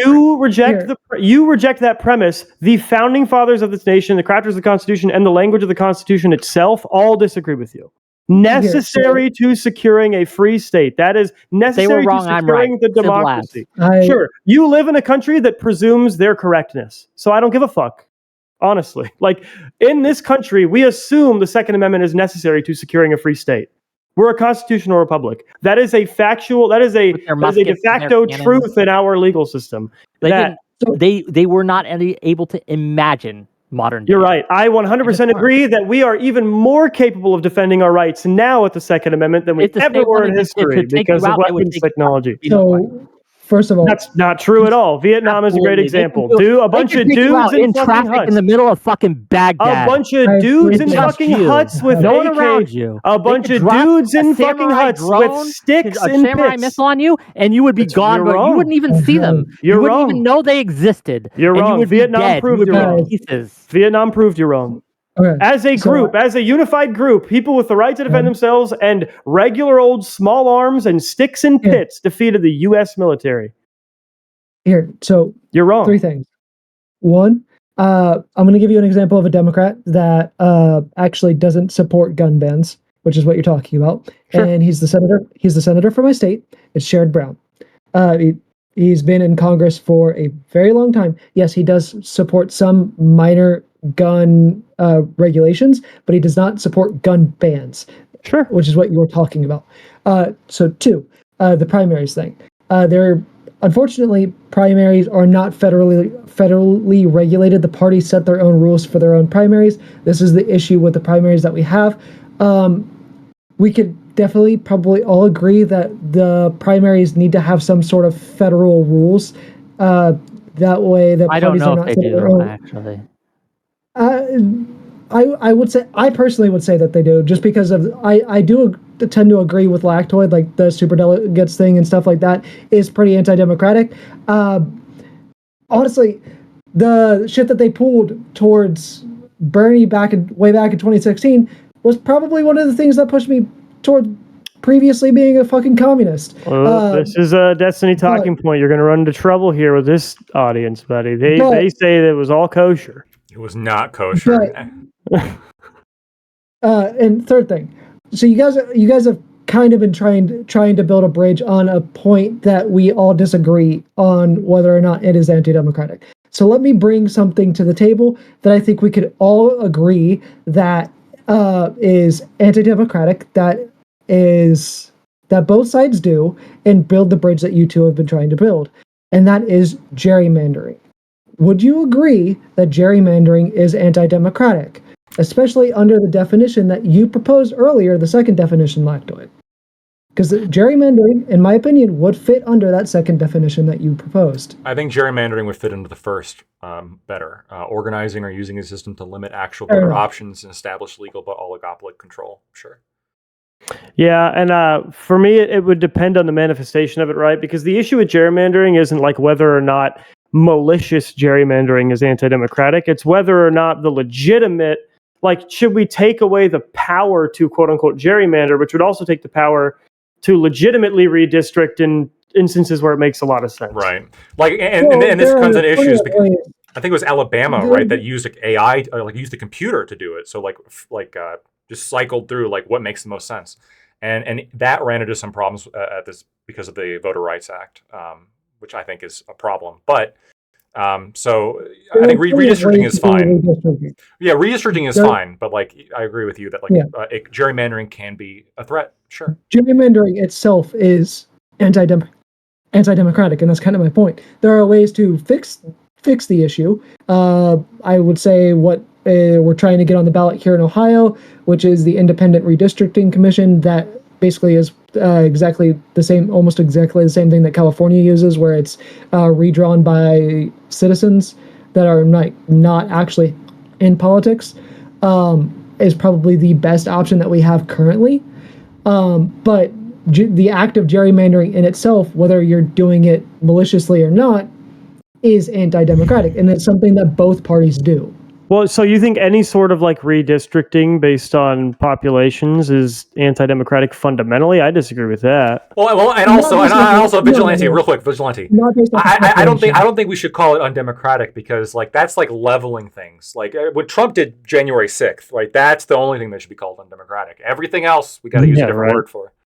Well, it's it's weird to say that gerrymandering is undemocratic when you could be doing it in order to give people better representation. That's my thing, right? Is like legitimate quote unquote It's weird. gerrymandering. Like if we're using gerrymandering Well, as a that's not what- catch-all for any sort of redistricting, I don't know that I agree. No, that it's like but he just that's said that we're not not doing that. what it is. Yeah, he just said that we're not using it that way. So it's only the I'm bad. using the actual. I'm not actually using the actual definition of gerrymandering, which is to redistrict for the purpose of giving your state the majority, your party the majority, which is something that both the Democrats and the Republicans do.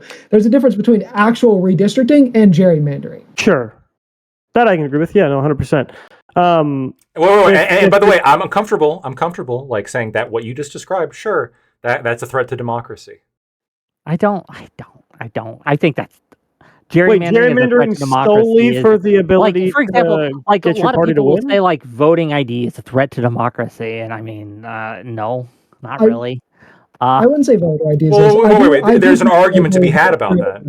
You can argue. I know, but you're wrong, and I'm right. Well, no, I think voter ID. You can argue that like the question is the intent here to secure an election, which is pro-democratic, or is it to like rig or disrupt an election, which could be anti-democratic, right? So there's an actual debate to be had, and a lot of people will argue that they are, a threat to democracy, and that's a conversation that we can have, right? I would agree with you that I don't think that voter ID laws are a threat to democracy based on what I think the actual interest is, and the fact that when states do require it, they're able to provide that for free. But this is very different than just saying, well, we can't call anything a threat to democracy because that makes it sound like it's similar to what Trump did, and what Trump did is on a whole different level. So we can't even use that phrase anymore to describe anything that Dems do or anything that anybody else does. You can use it, and I agreed with you that certain things that Dem crew, you can use it, but not everything that limits someone's ability to cast their vote is on that same level. It just isn't. Like a voter ID limits people's limits people's ability to vote to some extent, but it would be silly to say that in a vacuum that's undemocratic. Now, again, I would agree with you, and I agree with both of you here, and I think I'd even agree with Vigilante, that you can use things that are otherwise fine, otherwise okay, and you can use them in a malicious manner to disrupt and these things. And I'm against that, right? I'm taking the brave stance that if you were trying to use a legitimate process in a malicious way in order to attack specific groups and keep them from voting, that's something we need to put a kibitz on, to put a Kibosh. to stop. Yeah. Okay. However, simply requiring voting ID to secure an election is fine. I don't think that's undemocratic. I don't think anyone would have a brain would call that undemocratic. But by Lactoid's definition, it's undemocratic. No, hold on. Yes, I just got done saying that like an argument can be had, and I would make the argument that like securing an election is a pro-democratic endeavor, right? You're trying to make sure that the democratic process and the constitutional process is protected, they're right? trying to, by that same logic, the Democrats are just trying to keep the biggest threat to democracy, Trump, off the ballot. So they're actually protecting democracy by doing this. It's bullshit logic. Whoa. You can make that argument if you want. We can have that conversation. Well, okay, sure, you can say it's dumb. But if you're going to make that argument, I just need to hear, again, it's not necessarily wrong. Like, I think that you're overestimating the threat that Trump poses, obviously. It's not like it's not logically incorrect. But I would need to hear you say that, well, we need to subvert democracy in order to defeat Trump because Trump is the biggest threat to democracy. If you say that, 100%, I'm not going to challenge you in the logic of it. Of course you're not, because now you have a great clip. Got a right? great I'm clip. not going to say that. It's a Got great clip, but it's not true. And I don't think we should do bad things just because the other side is bad. I disagree with a lot of people on this. I disagree with my party. I know. This is why you should be the nominee and not Kamala Harris. I just got done saying this. Why, look, tap me, Democratic Party. I will, like, seriously, like, I'm the best candidate ever. But I think of the people that we have a chance in hell of winning, right?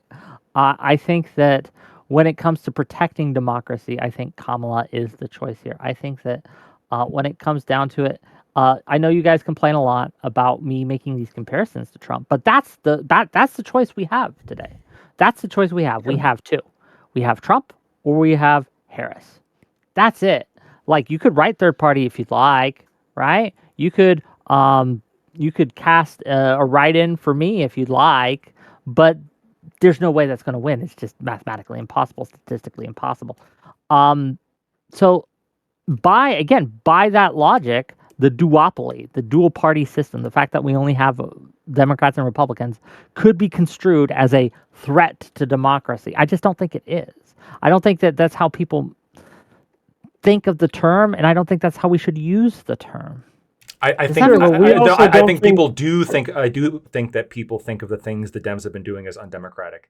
I think that you have said that like the removal of Biden and putting in Kamala was undemocratic. I think this is obviously true. I think suing Jill Stein to get her off the ballot, the things that they try to do with RFK and Cornel West is also having issues with the DNC. The Republicans have intervened in a lot of these cases to defend them. You have Biden's administration pressuring Mark Zuckerberg. It just came out. Mark Zuckerberg said, like, we were pressured by the government to censor COVID information because the government wanted us to, right? There's a problem there when you have like an administration pressuring private social media to censor particular positions. People said this wasn't happening. Mark Zuckerberg said it was happening. The CEO of we're Facebook. going to cover that. We're going to cover that. Yeah. Soon. So again, Yeah. when you start combining like all these things people have a problem with and they're saying is undemocratic, and then when you put it all together, I think that it definitely meets the threshold to say that the Democrats are undemocratic or a threat to democracy, especially when you factor in this is part of an ongoing trend going back to, but really before 2016. But 2016 was like the other egregious example where the party elites were organizing against Bernie Sanders, and the superdelegates, despite the fact that the people in their area voted for him, they still voted for Hillary Clinton anyway. That's a major problem. And let's not pretend here for a second. When Trump got elected in 2016, like there wasn't calls. I don't think Biden made this call, so I'm not going to attribute this to him. But there were definitely calls from other Democrats to like, oh, the Electoral College, like you should switch your votes, change your votes. Like they protested at the Electoral College. When the people there were casting the ballots, they were that was protesters. undemocratic. They should not have done that. The people who were asking the electoral delegates to go against the will of their state, yeah, absolutely, were a problem. Okay, Would you say that was sure? an issue. Yes, it is an issue, and this is the thing that like I'm frustrated about. Is like every single time I bring up one of these things, you very logically say, "Yeah, that's an issue," and so then at the end, when I tie it all up together and say, "Okay, isn't this enough for me to say?" I'm not necessarily forcing you to say that it's as big of a threat to democracy as Donald Trump, because I know you hate him, and the Democrats like have this thing about him where he's the biggest threat. I understand that, okay, that you guys believe this, but you're saying it's not enough for me just to even call them a threat to democracy, or even hold the opinion that all of it together with the court I'm not packing here to and with all censor this your stuff. opinion. I'm not saying you're going to censor me, but I'm like, it's obviously logical, like the mental process that I'm going through. Like there's enough here that I can point to reasonable problems that I can point to. But it's the issue I had. The reason I called you on today again is it's like complaining about the guy who punched that kid. Okay, when you have this guy with 2 machine guns just gunning down people left and right. Yes, the guy who punched the kid, bad guy. You probably should talk about it. But hey, let's deal with the machine gun toting maniac that's going on a rampage first. Here's the That's issue. what I have the Here's the issue issue: with. is it's more That's like why we have this. it's more like it's more like it's on a desert island. You had this big thing where you complain when yeah, but then I you did it to interrupted me, so we you. threw that gauntlet up in the air because No, you said you interrupted I me. interrupted you because you interrupted me first. Who's a bigger let me threat tell to you. interruption? Jet Kid, absolutely. No, And you. he's even admitted this on his on that he fights for his and I don't think that's a bad thing, to be clear. I don't knock him for it. But yeah, I am talking, and I'm going to finish my statement, that I think that the issue I have with your statements is the idea that these things are comparable, and I don't think they are. I think that, yes, we can have that discussion, and we should have that discussion, and I think we've had that discussion tonight, at least in part, about some of the things that the Democrats are doing that they should not do, that is wrong, that they should stop doing. However, we got this guy who has pretty clearly demonstrated that he is willing to take actions to throw my vote out, my general election vote, and that matters to me, and that's why I'm not going to be voting in Trump in 2024. It's just it. So here's the issue: is we can think whatever we want to think, right? But the real equation here, and the thing we keep hammering on you guys over and over, is likelihood. It's not like you have a guy with a machine gun shooting people in the street versus someone punching someone in the face. It's you're on a desert island and you've got someone actively punching someone in the face, and then you've got a guy in the corner saying he's going to shoot a bunch of people with a machine gun, but he has no reasonable access to a machine gun. Everybody who he's asked to get a machine gun has told him, no, you're not getting a machine gun. Even his bestest buddies are all like, no, we're not going to help you do that, so why don't you just do normal shit instead? Whereas the other person is like, I'm going to punch someone in the face, and they have their entire crew behind them like, we're going to help this person punch people in the face. It's like, yes, one is less bad, but I know one of the people has the means and support and a big group of people who are going to do it along with them, whereas the other person is sort of on an island with the machine gun thing, but they're also really good at making fires. It's weird how Republicans, and this isn't unique to you, it's just something that I've seen a lot. And the Democrats do it too with the other side, but it's weird how Republicans think that Democrats are these lockstep people. I guarantee you that we infight more than you could possibly imagine. So the idea that we're all lockstep behind Kamala Harris in every single position she has. When Kamala Harris came out with her price gouging protection act scheme, right, like that she had, it was leftist, Democratic, right, economists and others who came out against that, who said, that's probably a bad idea. They're the ones that are standing up against that kind of thing. When they tried to get rid of the filibuster, when Biden tried to get rid of the filibuster, that's because that was so he couldn't stupid. Get rid of the filibuster. Why couldn't he get rid of the filibuster? Because Democrats were afraid of Republicans who were actually principled. But they stopped him from doing that. So when you act as if the Democrats are all lockstep behind, Democrats in disarray is a meme for a reason, okay? It's a meme for a reason. The difference the issue is that there are material people with power who got Trump's weight on stop, whereas most of the issues that Kamala Harris is threatening democracy with, which is putting in living constitutionalist justices to attack the Second Amendment, single-handedly wanting to attack the Second Amendment herself, her entire party largely does support her on. I'd find me a Democrat who doesn't want more living constitutionalist justices on the Supreme Court. Find me a Democrat who doesn't support some level of gun control and wouldn't support her having a complete MSR ban, which she has supported before and will probably support again in her assault weapons ban. Having a justice that disagrees with you on how the Constitution should be interpreted isn't a threat to democracy. Having a justice that strips the Second Amendment rights to protect our right to democracy is 100% a threat to democracy. I disagree. We live in a country that takes that. Yes, it is. I'm going to say no. It's not. Wait. Is there we live anything in a country that accepts it as true as a matter of law? So, is there anything that Kamala Harris could do before the election that would make you vote Trump? It would make me sit out. There's things she could do. Is there something that could make you vote for Donald Trump specifically? Is there something that she could do? It would be something that Trump would have to do, and Kamala would have to do both. I don't see any realistic way that this would happen. Like I'm not holding my breath for it. But if Trump repented and said, "No, I was absolutely wrong. I've been looking to try to gain power, but I've realized the error of my ways. I'm going to change up my cabinet. I'm going to change up my approach. I'm going to change up my stances, and I'm no longer going to be seeking power just for me, and I'm instead going to be putting into the people." And then he proposed a lot of policies that I liked. And at the same time, Kamala decided, you know what? Fuck those Republicans. I'm going to put them in concentration camps. I'm going to go round them up. That's what it would take. I'm going to find you. I'm giving you an example. I'm trying to think of more, right? Like we're going to find Jeb Tan and Lactoid, and I'm going to specifically, those two specifically, I'm going to come in, and I'm going to arrest because I don't like what they said about me on WIC TV's panel, right? Let's say. Do you understand? Sure. Yeah, so there are things that both parties can do that would switch my vote. I just don't see any realistic chance of either one. Here's a realistic chance. Here's a realistic chance. Let's say before the election. This I think would actually happen after the election, but let's just say it was beforehand somehow. Let's say she actually did an interview. Zero Fox is like, wait, then I would support Kamala. No. Let's say she would actually do like a live interview. I know, crazy. And let's say she said we've been talking it over, and as soon as when we get elected, we are going to pack the court, and we have the legislation already out. We have the justices picked out, and then she names them, right? And then she says, if we get the support, if we win this election, we will do it. And that is a guaranteed, and then it leaks. 100% that is literally she's going to do it. 100% she's going to do it, right? We get the hypothetical. Would this be enough for you to at least sit out the election? Or do you think that you would still vote for her? I'd have to consider it. It might. It really depends. It might. If it was anyone other than Trump, absolutely 100%.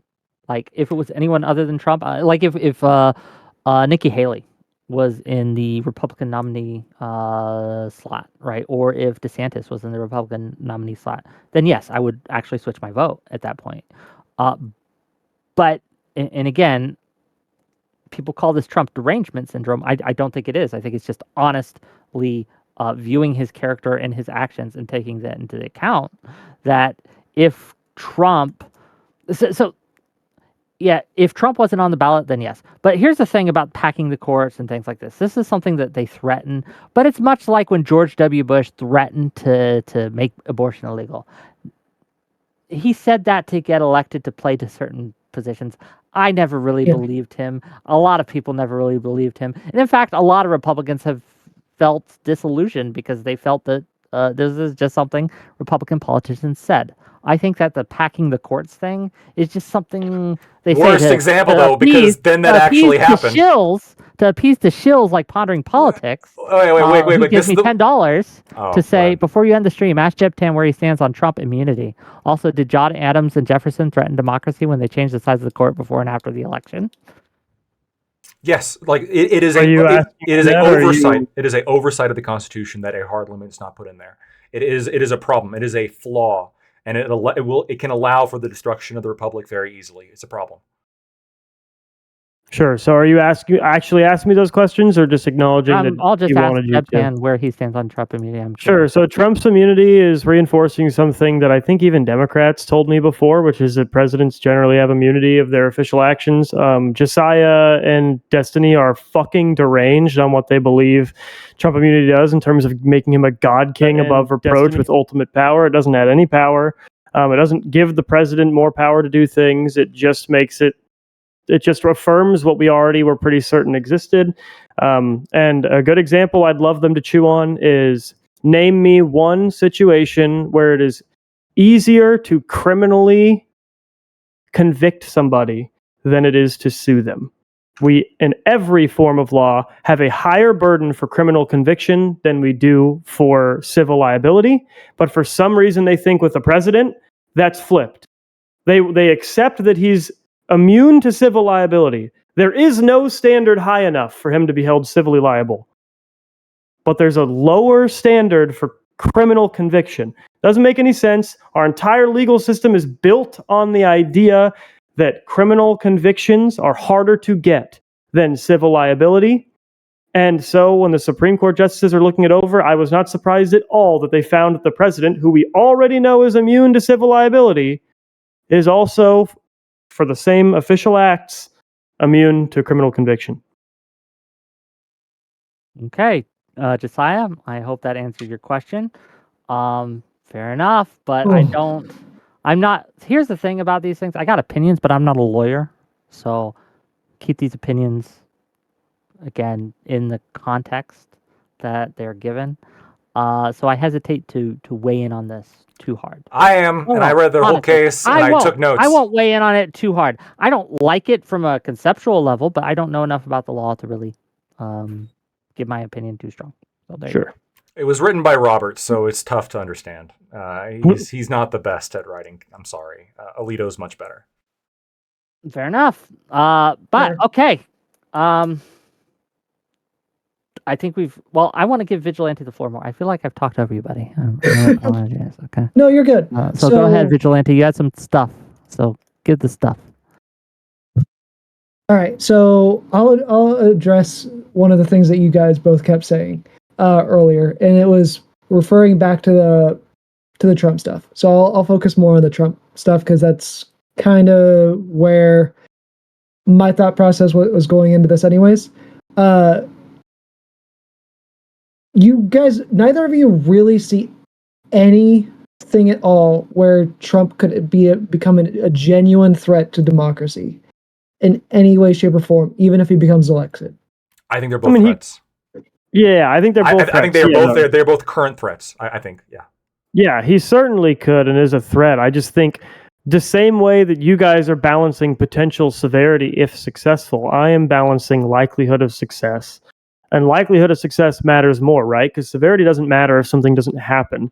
And Kamala is so drastically more likely to implement the anti-democratic things that she wants to implement than Trump is. She has so much more support. Her entire party is supportive of her on the things that I am mainly talking about, which is living constitutionalist justices and massive gun control, massive executive power, right? That was one of the big issues with the border bill, was it basically said, President, you are now basically ultimate dictator of the border.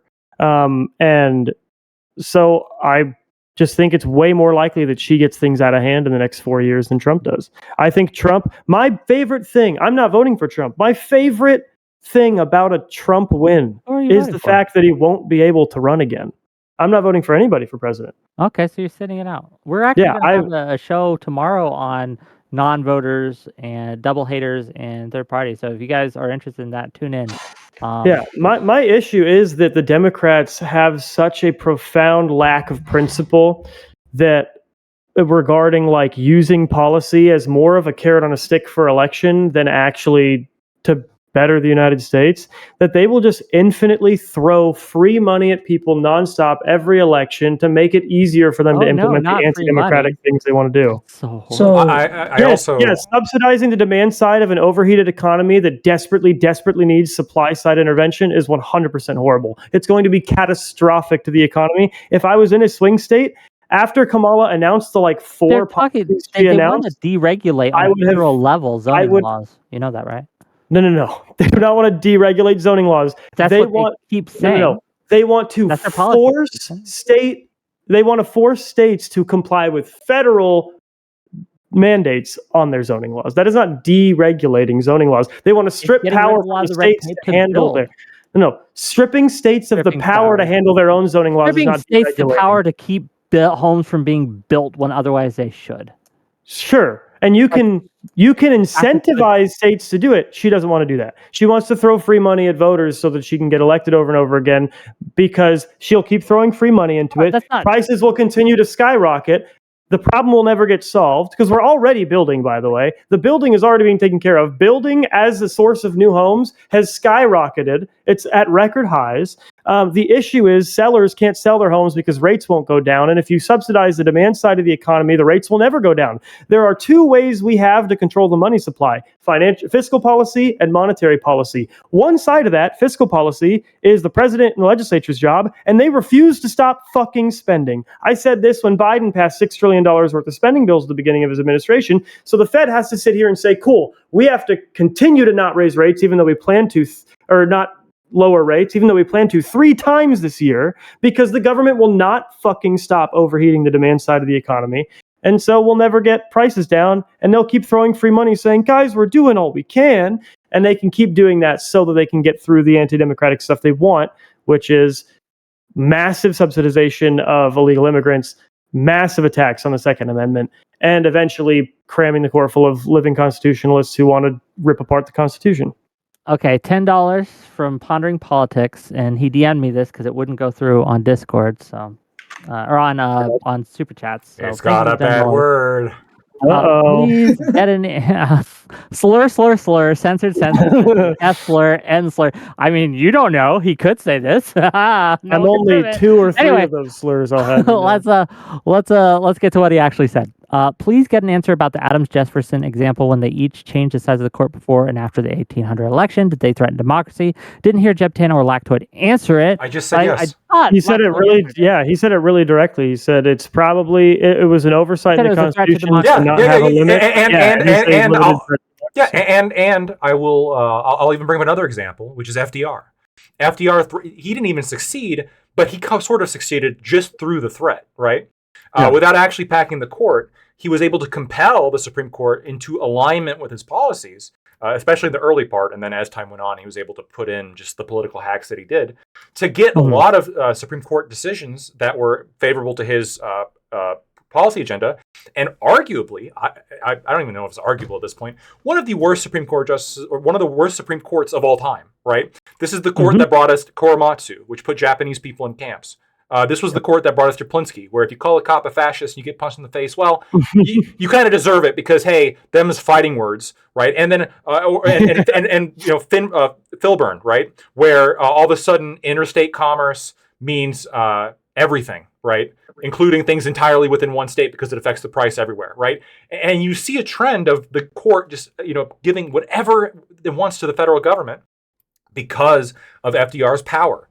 In that case, leading to, I think, a lot of problematic things and a disruption to, I think, an essential constitutional process. I am concerned when you have people who are openly stating that they want to do it. And we do need a cracking the court panel at some point specifically.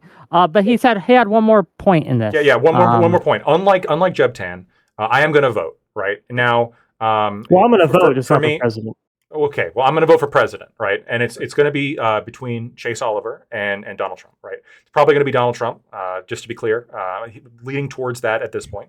But if you don't live in a swing state, vote Chase Oliver. Definitely don't waste your vote on one of the two parties. If you don't live in a swing state, go ahead and vote for third parties so you can get them up to 5% so they can participate in different things. It's really important, trust me. But I have my line in the sand. If Trump announces that he's not going to pick Supreme Court justices off of the Federalist Society shortlist, or he said he's going to pack the court. If he does either of those, there's no chance in hell I'm voting for him. It's over, right? And in fact, I will be actively railing against him on Twitter until the fucking election and afterwards. Okay, if he does either of those two things. The problem is the Dems fulfill both of these problems, right? They're not picking off the Federalist Society, their shortlist. They're picking like the worst justices. And they're threatening to pack the court. So they represent, I think, an evil, a threat that is greater than Donald Trump at this point. And this is what I meant when I'm saying they're a threat to democracy. They are a threat. You just disagree on the severity of packing the court. I think it's bad, but I think what Trump did and will do is worse. And it's a severity argument. One more thing to his super chat, though. It says, tell Jeb Tan that he and or Lactoid are free to reach out to hash out their disagreements with me and or Destiny on Trump immunity. So that's an invitation to you. If you guys need a host, I'll host it. But anyway, I was like, I'm not really the one to reach out. I don't reach out to people who are, respect to Josiah's platform. You don't want to reach out to people who are called not calling, but would clap and cheer if they found out you died. I don't know. No, it's not even that. Honestly, for me, it's just from a clout perspective, it feels clout sharky to like go to Josiah and Destiny and just be like, why don't you argue with me for a little bit? I'll do it. I'll clout shark the fuck out of it. But yeah, if you want to clout shark, go ahead. For $10 more. Also, did the GOP threaten democracy with Garland in 2016 or ACB in 2020? We talked about that, but we already addressed that. Conservative supermajority. Why is that better? Amy Coney Barrett. They're saying because they treated Amy Coney Barrett differently than Merrick Garland because she was closer to the election than Garland was. And like I said, it's democracy. I think it's democracy neutral because you're taking power from one aspect of Republican democracy, which is the Senate, and then you're giving it to another aspect of Republican democracy, which is the vote, right? Like, if they were like, we're usurping the Senate and we're just going to supplant our guys' Supreme Court next time, then that would be not democracy neutral. But they're literally saying, we're not going to confirm them right now. We're going to wait until the people vote. I've criticized. I don't know. I don't like that line of thought, Jeb Tan, because under that line of thought, just to be real, you could argue that, well, packing the court just moves the power from the court into the hands of the executive. I have a problem with that. I think. But that's a whole different balance of powers, right? Whereas, like the election is meant, to decide who is going to dictate the judicial branch, but it is still a legislative power. So we're taking the power from the legislature and we're not moving it to another branch of government. We're just saying the legislature will have to decide on this after the people get a chance to revote on the legislature. Whereas the packing the court is literally taking power from the judiciary and putting it into the hands of the legislature / the executive. Maybe I do criticize the actual thing, like the process of what occurred. I'll let Lactoid do it. I have a stronger criticism than and I think the reason why you're going to have a stronger criticism is because you don't hold the same opinion that I do about non-originalist justices not believing in the rule of law, and so I think that the calculations, like not as one-sided as you probably think, but I do think there's legitimate criticisms to be levied against the process that they went through when it came to Merrick Garland. And that was something that I didn't really defend the Republicans all too much on, because I think there's valid criticisms there for sure. Oh yeah, I don't think it's neutral in terms of it's neutral whether it was a good or bad thing to do. I'm just saying it's neutral in terms of being a threat to democracy. So the reason why I think it's a pretty strong threat is because of the precedent it sets. Much like I think that getting rid of the filibuster would set a precedent that would be harmful in the future. Not just the fact that I think the filibuster and the right to speak out and to discuss a bill is important. It's important, but it's not as important as the precedent of why the Senate exists and what the filibuster means to be able to limit the majority's power in at least some form or another. The filibuster is a tool, and like any tool, it could be used for good or evil. And I think that getting rid of that tool because we want to force through our agenda is just going to bite us in the ass later. And much like what I think that Mitch McConnell did with the refusal to seat Merrick Garland is, again, precedent. Is overturning the regular way of doing things. Again, it's legal to do. He didn't do anything illegal here, right?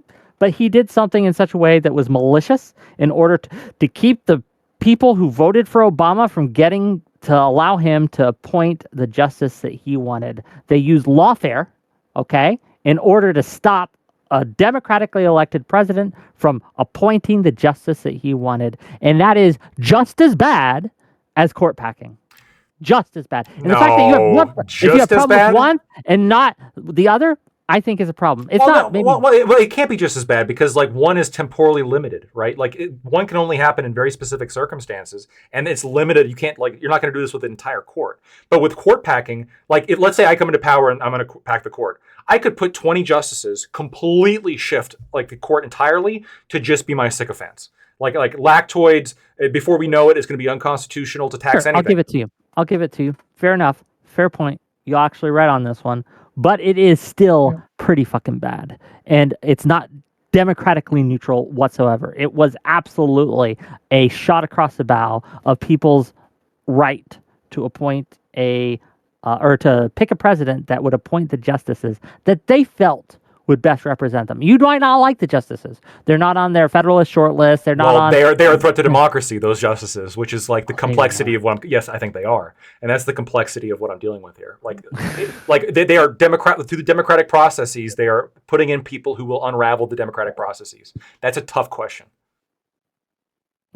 Well, we have kind of circled the drain on this. Vigilante, keep going. Sorry, again, I keep interrupting you. No, you're good. Elbow your way in.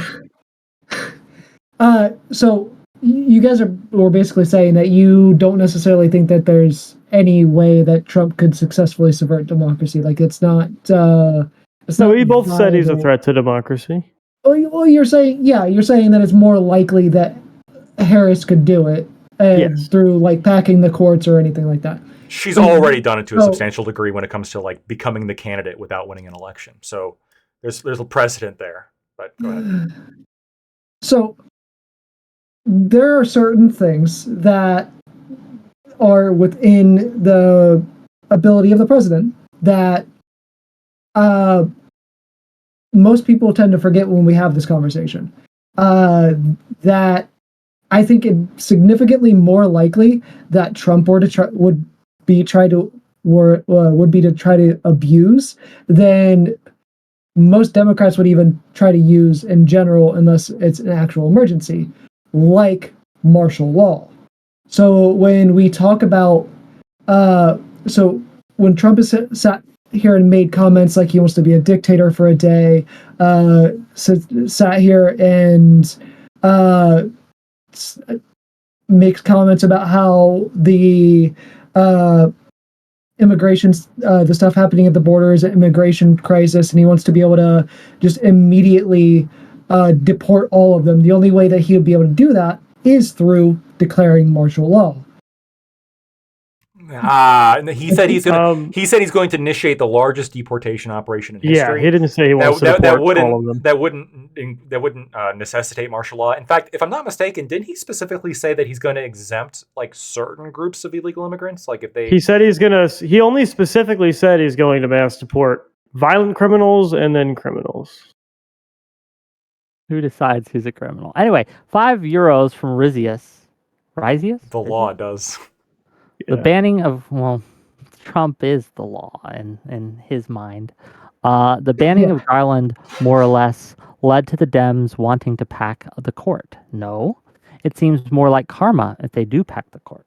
Sure, then I can say anything Trump does is karma, because every time we had a nice guy that went up there and was respectful and lashed out at extremists in his party and lashed out at extremists in their rallies, Democrats called him a racist, misogynist, homophobe, said he wanted to put black people back in chains, and said that no, Republicans will never be able to nominate somebody who doesn't hate blacks, women, or gays. So, yeah, I guess if we're just going by the karma rule, then you guys, the Democrats, are the reason why America deserves Trump. Well, by the way, I want to put out this is like a great also like line of thought too. It's like, well, they can't be a threat. It's karma. It's like, well, you know, like gang. This is like gang warfare mentality. Well, you got one of us, so we're gonna come get one of you.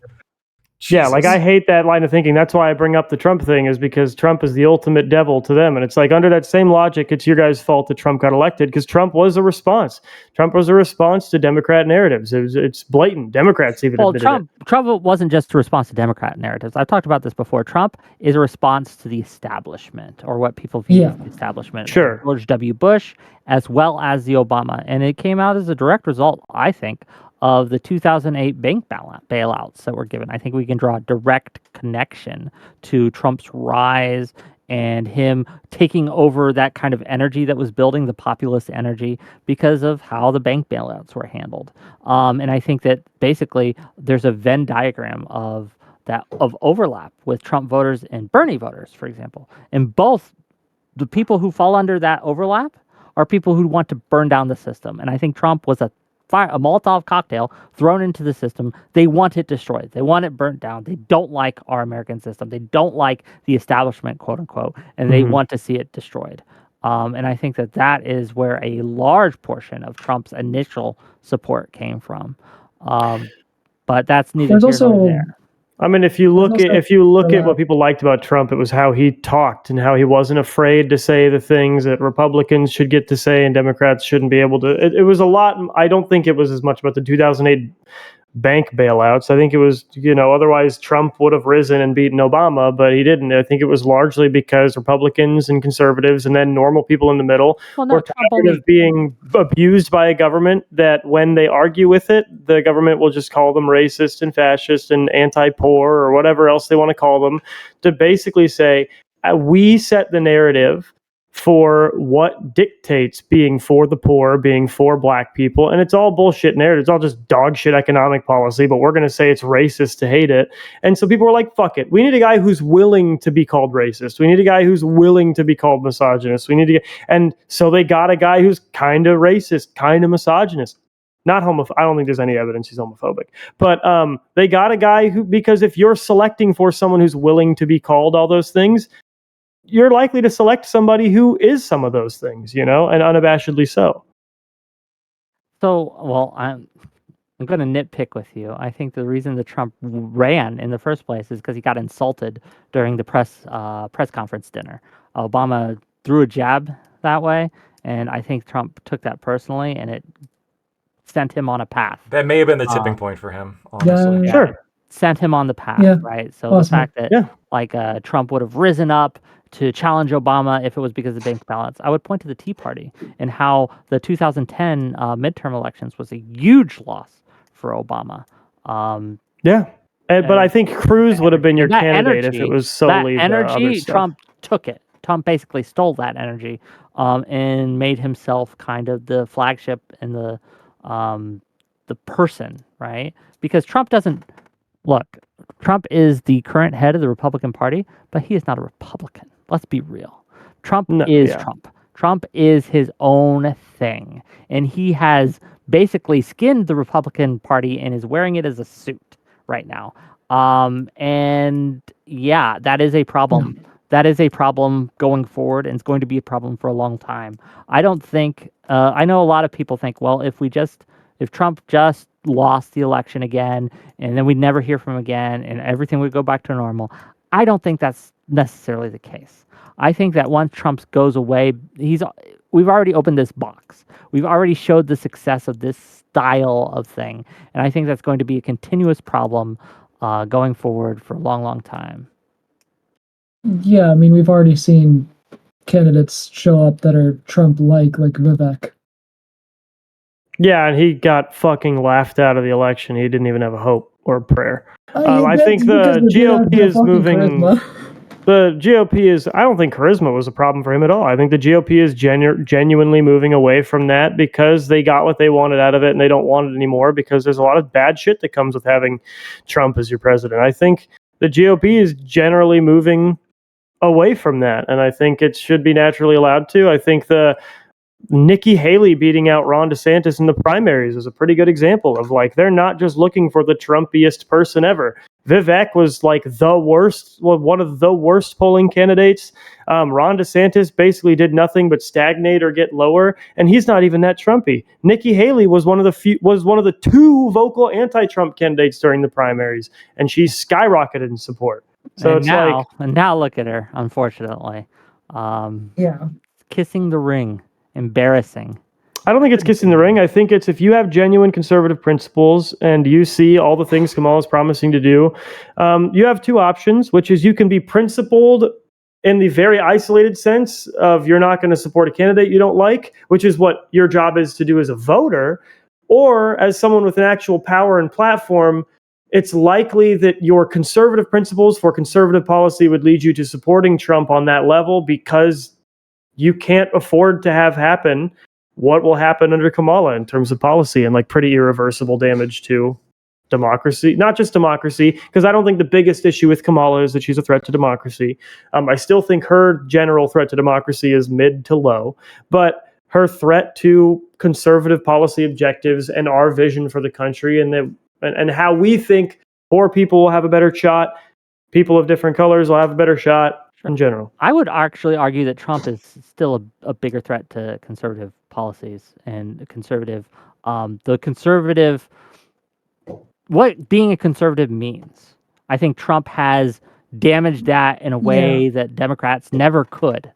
Democrats have always been kind of the enemy, but when you are able to basically hijack an entire party and turn it into my way or the highway. Look at what they did to poor David French. Are you guys familiar with David French? Do you know who he is?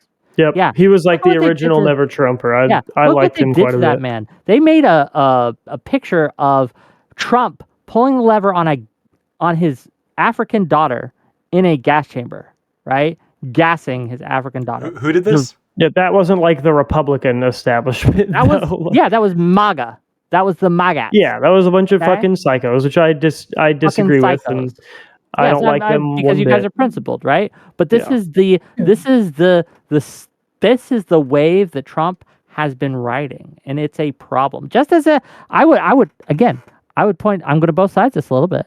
The Democrats have a problem when they listen to their lefty stuffs, but thank God Kamala has been kicking Hassan out of the Wait. I got a concern. I got a concern for you, Wick. Are you concerned at all that 1 in 3 Biden supporters think that the Trump shooting was staged?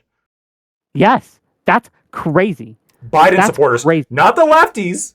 1 in 3 Biden supporters think that the shooting was staged. The conspiratorial thinking on all sides of the aisle right now is a fucking problem. Yes. Yeah, I agree. I do think I will say I'm pretty sure I have heard you discuss that in the past.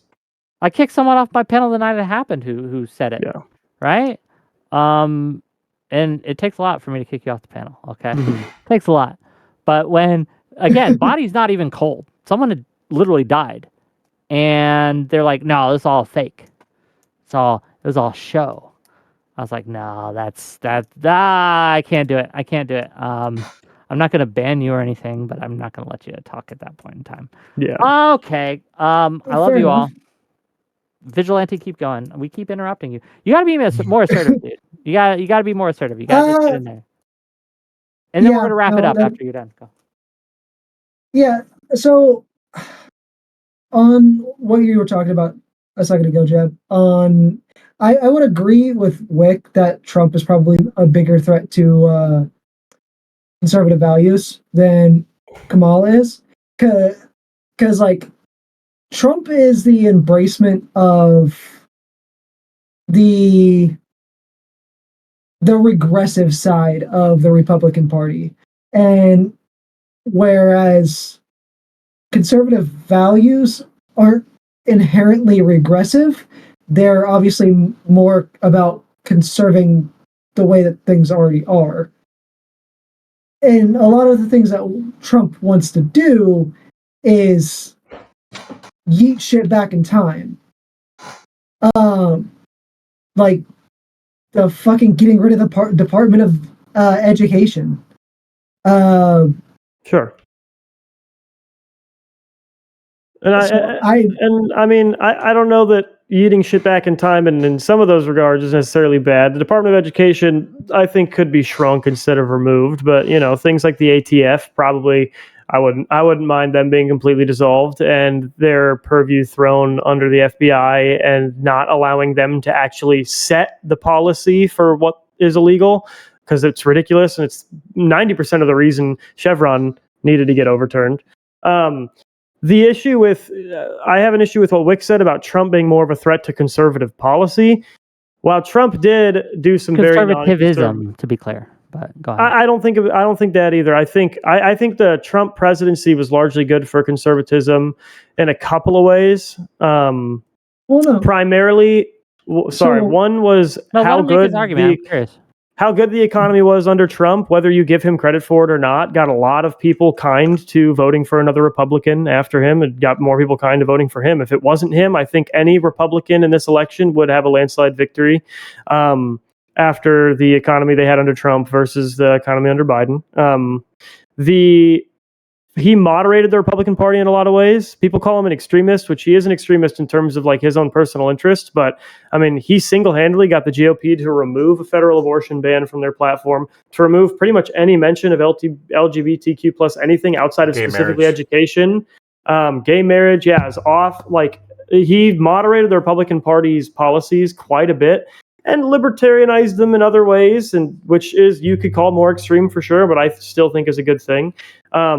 As far as like politically, Donald Trump is a very moderate Republican, and he did some good things for the Republican Party. He was less of a war hawk. He created the value of isolationism, at least in terms of conflict within the Republican Party, which was something that George Bush did a lot to take away from Republicans and small government conservatives. He basically threw small government conservatives out of the conversation when it came to war, and now we're back in it. So I think for conservatism, he wasn't necessarily much of a danger at all. I think, and he deregulated massively. And the 2018 Farm Bill is not a conservative thing. Reagan, again, wasn't an isolationist.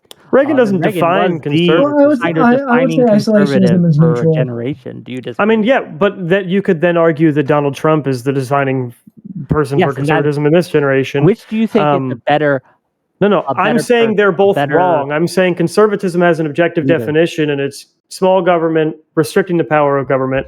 And I think you can quibble about the exact lines of what that means, but I think isolationism being firmly outside of the scope of a small government conservative is not a foregone conclusion.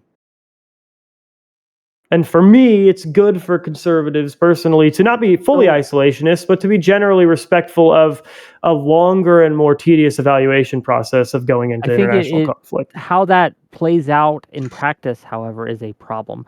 I want to point out also something you said about how one of the reasons you think that Trump has been good for conservatism is he got the economy was good and he got more people willing to vote for a Republican. I think that is one of the threats, actually, and allow me to explain, because he has watered down what it means to be conservatism, and people now consider themselves conservatives who aren't in any way, shape, or form. They couldn't even define it to you. They couldn't even tell you what that meant. All they know that doesn't matter. is they want. No, that is important when it comes to.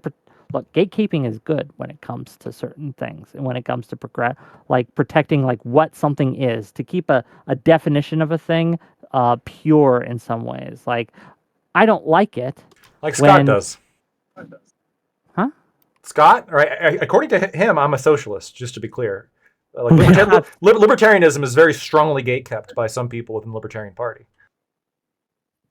He's an anarchist. Don't know enough about Scott's He doesn't count. positions to really talk. I know that Scott has some dumb opinions, but I can't speak to this specifically. Well, this is a think disagreement I have with him. I don't like gatekeeping. Actually, I disagree with you on this pretty strongly.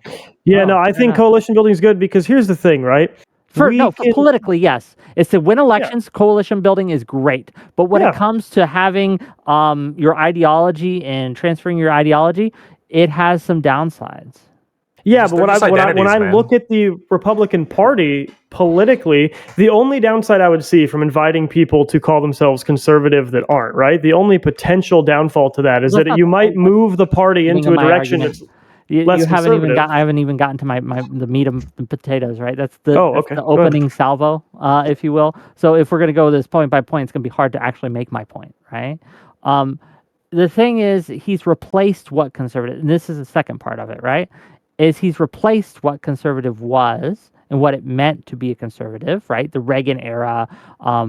Generally, you can argue whether that or not Reagan was a good of academic conservatism. You can argue that. That's fine. That's not what I'm arguing. What I'm arguing is that Reagan era conservatism was a better force than Trump era conservatism. Do you disagree? Are you saying just Trump's policies or like what the conservative party, the GOP, looks like right now? What Trump has made it into and is currently shaping it into. Well, so that's the thing, is your hypothetical version of what Trump is going to doom the party to, I have no idea because it doesn't exist. The party right now has produced two of my favorite presidential candidates of my entire lifetime. They're generally over fighting on stupid cultural shit like a federal abortion ban or gay marriage, and they're more focused on things like protecting gun rights and getting justices in that are going to protect the Constitution. They are a little bit more focused on deregulation than they used to be. Donald Trump deregulated fucking very heavily.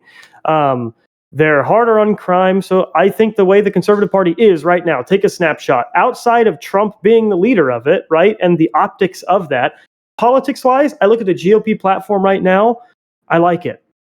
I like it better than it was in the Reagan era, largely. Really?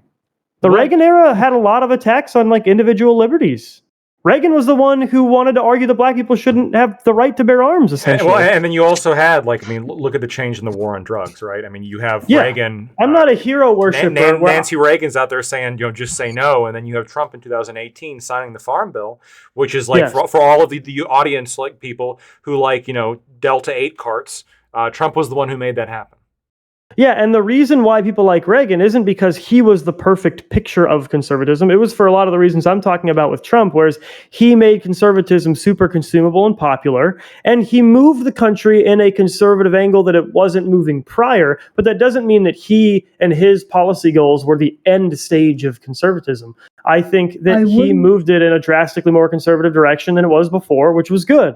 I think Trump has not done that. He hasn't moved it more conservative. What he's done is cut the fat of federal policy objectives among conservatives that have distracted us from going after the good, juicy stuff, like gun rights and lowering taxes and lowering regulation. We've been focusing on fucking abortion and fucking gay marriage and stupid shit like that my entire life. And I'm so done with us wasting time on shit like that when our guns were being stripped away up until these Supreme Court justices did what they did. Our rights to carry guns are being stripped away. Like, there were a lot of really... You see, Wick, because he's a man, he doesn't really want to care about the abortion topic. Statistically speaking, he fits that graph that I posted earlier. Like, I care a little bit, but I'm like, I don't want federal... We argued in my entire lifetime that it was a states' rights issue, and in the moment that Roe v. Wade got overturned, you had little psychos trying to make it a federal issue, and Donald Trump single-handedly clapped that down, by the way. The majority of the party was going to try to push for that, and Donald Trump said, nope, it's off the platform. And they were like, but we're the majority of the party. We want it on the platform. He said, no, it's not on the platform. If you want me to have the GOP platform, he made a deal. He said, I will replace Agenda 47 with the GOP platform if you do these things to the GOP platform. And mind you, likely the reason Nikki Haley supported him, because what was her biggest win in a debate was her telling all the other Republicans on the stage that arguing for a federal abortion ban was a waste of fucking time. Here's the thing. So The only if he thought he could win by banning abortion federally, Trump would do it in a heartbeat. If he Sure. thought he could win, the In only a, reason in, he's a, in a not doing heartbeat. it- yes, Get him. and the So- only reason that he does anything is to win. But go ahead, Vigilante. I interrupted you too much. No, you're good. Jeb, I would say you're right to an extent. So I would agree that Trump made regular Republicans more palatable, but it's not for the reason that you think. It's because him and his base are so fucking psychotic that you guys look normal. I guess I think it honestly, if you look at moderates, there's more just they vote on when did they feel the best? When did they feel like things were going the best? And they felt like things were going the best under Trump. We had a hot economy, we had low interest rates, we had massive deregulation, kind of clearing the way for those things to continue. We had supply side intervention in the government, leading to a sustained growth. Because you can argue that Obama he teed it up for Trump. Obama laughed at Trump when he said he was going to get 4% GDP growth year over year. He laughed at him. He said, nice fucking pipe dream, pal. And then, a year and a half in, we had 4% year over year GDP growth. Because the Democrats have been hamstrung by their reliance on demand side intervention, giving free money to people in order to win elections, that they could never lead to a runway for growth. What was pre-COVID? What was Trump's federal budget? Trump's federal budget was too big. He 4.9 overspent. fucking trillion. Yeah. That's way But- more than Obama. Almost double. Yeah, no, 100%. When we talk about that was one of the bad things. how's that been for inflation? It was also less. It was also didn't less. cause very much inflation. It was. Hold on. It was less. Inflation was not bad under Trump. Hold on. It was less. It was less than the predicted budget of any of the Democratic nominees in 2016. So. Because you got to remember, we had like Elizabeth Warren. We had like Elizabeth Warren Any of going them. for Medicare for all. Yeah, a lot of them were jumping on the Medicare for all train that year. Kamala's was really Yeah. high. Well, Kamala was a joke of a politician, and everybody agreed with that before she became the Democrat nominee because she missed the most votes and was a do-nothing bitch the whole time she was in the Senate. Third most votes. Yeah, third most votes, and like by far the most left wing. She basically just showed up, voted whatever the left wing proposition was, and then went home. That's like she was lazy. the left-wing extremist that Wick wanted out of the party. The people who wouldn't contribute in any way unless they got their very left-wing policy objectives. She literally would not vote. Least likely, according to GovTrack, to work on bipartisan bills. Least likely. Yep. And she's seen as the successor to Biden, who people pride on his bipartisan legislation. On her candidacy, I didn't want her to be the candidate, but here we are, and so I have to make that choice. And you didn't even get the chance to vote against her, Wick. Oh my God, what that an is injustice. awful. What an injustice. What a threat to democracy. That's the difference. What a threat to democracy. If Trump wins, or if Trump loses, if Trump loses, as he lost in 2020, I do worry whether or not my vote will actually count. I do. I'm genuinely concerned. I'm genuinely concerned that he has done enough to replace the people who told him no last time, that they will not be an obstacle this time. The judges were the ones that were obstacles. None of them are gone. It wasn't just the judges. It was the judges were the ones who had the final say. Was the linchpin. Also, the electoral, what was his position? The state elector guy in Georgia? How's he going to run again? The two linchpins. Yeah, he's not going to run again. Dude. Is he going to run past his 8 years, you think? Yeah. Trump? Yeah. I have no idea. Oh, Wick, come on. That's a Supreme Court issue. This is the problem, right? For all the crazy MAGA people that you can identify. Okay, first of all, you guys have your crazies too. 1/3 of Biden supporters think that the whole thing was staged. Crazy. But like, well, I think RFK in his speech, like he mentioned, like Biden was mentioned twice during the RNC, or it was like twice, like some crazy low number. But Trump was mentioned like what with like over 100 times or something. Like people just Trump's a huge, much bigger threat than Biden was. I agree. I think that like the derangement that is demonstrated. Why is that derangement? I'll get there. The derangement that's demonstrated is like I think relatively equivalent to like the fanaticism that some of his supporters show for him. There are people, I think, that like look at him. Oh yeah, he's going to run past the 8 years. Oh, he's going to be a dictator. He said for one day, and then dictators one day. In fact, I'm getting fucking ads right now where it's like a dictator for a day is a dictator for life. These motherfuckers are saying that he's going to become dictator of America. Like, oh, Brent, like Stalin. Like, we're going to have fucking Stalin 2.0. We have been through a Trump presidency, okay? Like, sorry. Like this kind of TDS fanaticism of he is going to for it. We have to vote Kamala because is it one of the best Supreme Courts in history we have currently? We have relatively moderate Bill Clinton-esque economic programs like deregulation and the tax cuts, etc. I mean, is also, it really when that bad? the Russian invasion happened, all NATO countries had higher contributions to their military budgets by that time because Trump threatened to leave. There's that too. And he got the ball rolling on getting out of Afghanistan. You know why? One of the reasons that the Ukraine invaded, Russia invaded Ukraine and what has been fucking around in Ukraine because Trump told him to. 2014. Yeah, I bet there's going to be no proof of what Trump, you're about to say. Not because Trump told him to. See, this is a problem I have with you guys. You make shit up. I don't even say anything. You're allowed to make something. But you have decided what I am going to say. Go ahead. You have stopped listening. I think you've turned your brain off. Go ahead. We're talking about derangement syndrome. No, this is important, right? We're talking about derangement syndrome. I hate that term. Is it derangement syndrome to you have Charles Manson derangement syndrome? Oh, pointing out what he's done. You must have Charles Manson derangement syndrome. What the fuck are you talking about? Yeah. I think it's okay to have real big problems with what Charles Manson did, right? I have real big problems with what Trump did and what he's going to try to do. It's not derangement. It's derangement. It's derangement. It's been 2 hours. It's been 2 hours and 19 minutes. Am I the one that's saying he's going to make sure that there's never a free or fair election again? Have I said that once on this panel? Okay. No. But I just said you should run. I just said you should run. I'm saying that there's a problem. I didn't specify you having TDS. I do think the fact that we're 2 hours and 19 minutes into a topic about how the Dems are a threat to democracy when the only response is ever Trump. I think that's like a little bit problematic. But you are better. That has been the number one response. Okay, you're better than most. I agree. You're better than most. I've said this already. Okay.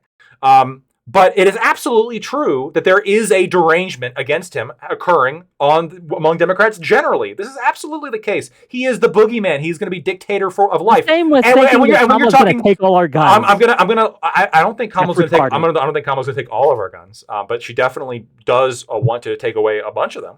She wants to ban modern sporting rifles. She wants to ban sporting rifles. I don't think she was going to take away handguns or shotguns. I don't think she wants to do that either. But Wick, what you're about to say, I want you to finish because if you want to talk about why Russia invaded Ukraine. Okay, why Russia was in Ukraine, I'll finish that. It's because again, as H.R. McMaster wrote in his book recently, one of Trump's foreign policy advisors. To be clear, Putin led that man around by the nose, okay? He led that man by the nose. One of the reasons that Putin felt like he could get away with what he did was because Trump wasn't going to meaningfully oppose him. Why didn't he do it when Trump was president then? Why would he wait till Biden was president to do something he thought Trump would let him do? Military build-up, getting the logistics in place. He was using military equipment from the 80s. I got a better question. If that's the case, here's the better question. If that's the case, why was Trump the first one, to arm Ukraine with lethal weapons when Obama refused to? Obama refused. That's a point in Trump's favor, but it wasn't enough. It wasn't near to the amount that it needed to be. How was he? No, hold on. Are you saying how was Obama on Ukraine? Fair. Hold on. So wait. Is Trump being led around by the nose by Putin more than Obama was? This is a quote from H.R. McMaster, who is Trump's and you obviously brought up. I understand, and you obviously brought it up because H.R. McMaster's got to sell a book. I get that. But what I'm asking you is, if Donald Trump sold lethal weapons to Ukraine, using evidence, higher on the evidence hierarchy is actual tangible actions we can prove. Trump not only armed Ukraine with lethal weapons when Obama would not do that. Hold on, he also threatened to leave NATO or Trump's foreign policy. The guy who was in the room when he was making the decision. He increased NATO funding. Or the guy that was in the room provided lethal weapons to Ukraine. He did both of those Wick, things. Wick, we are citing evidence. You're not arguing me or McMaster. You're arguing the evidence or McMaster, and the evidence shows Yes, Trump the evidence armed with where he lethal was in the weapons, room and he he said, said, "I will." He expended that political capital higher to than say to Rando force YouTube NATO videos. countries to increase their contributions at the threat of America leaving. Why would he say the only way I'll stay in NATO is if you increase your military contributions to this for this treaty that is specifically to protect against Russia that Russia hates? He wanted more funding for the program okay, that Russia you were hates. saying that, look, they increased their funding. It must be because of Trump's threat. Trump said all sorts of shit. No one took him seriously. Sure, who cares? Say They didn't take did it increase seriously. their That funding. is not No, strong evidence Yeah, at no, all. but let's The pretend. stronger evidence. No, stop. pretend. Because the If stronger Putin evidence. led the him man by who's the in the nose, room, did who Putin saw tell him what to get happened, them to increase their direct contributions? witness, right? What you are doing is you're giving talking points.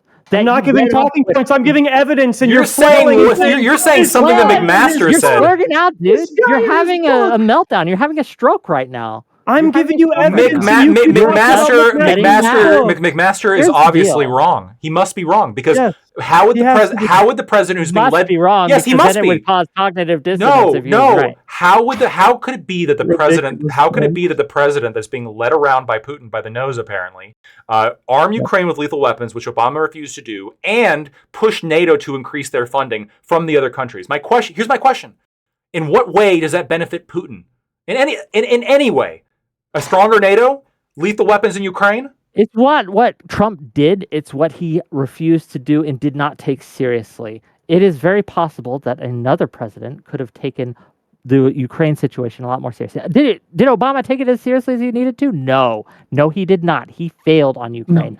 He's being led around by the nose by No. Putin, for sure. Yeah. Maybe.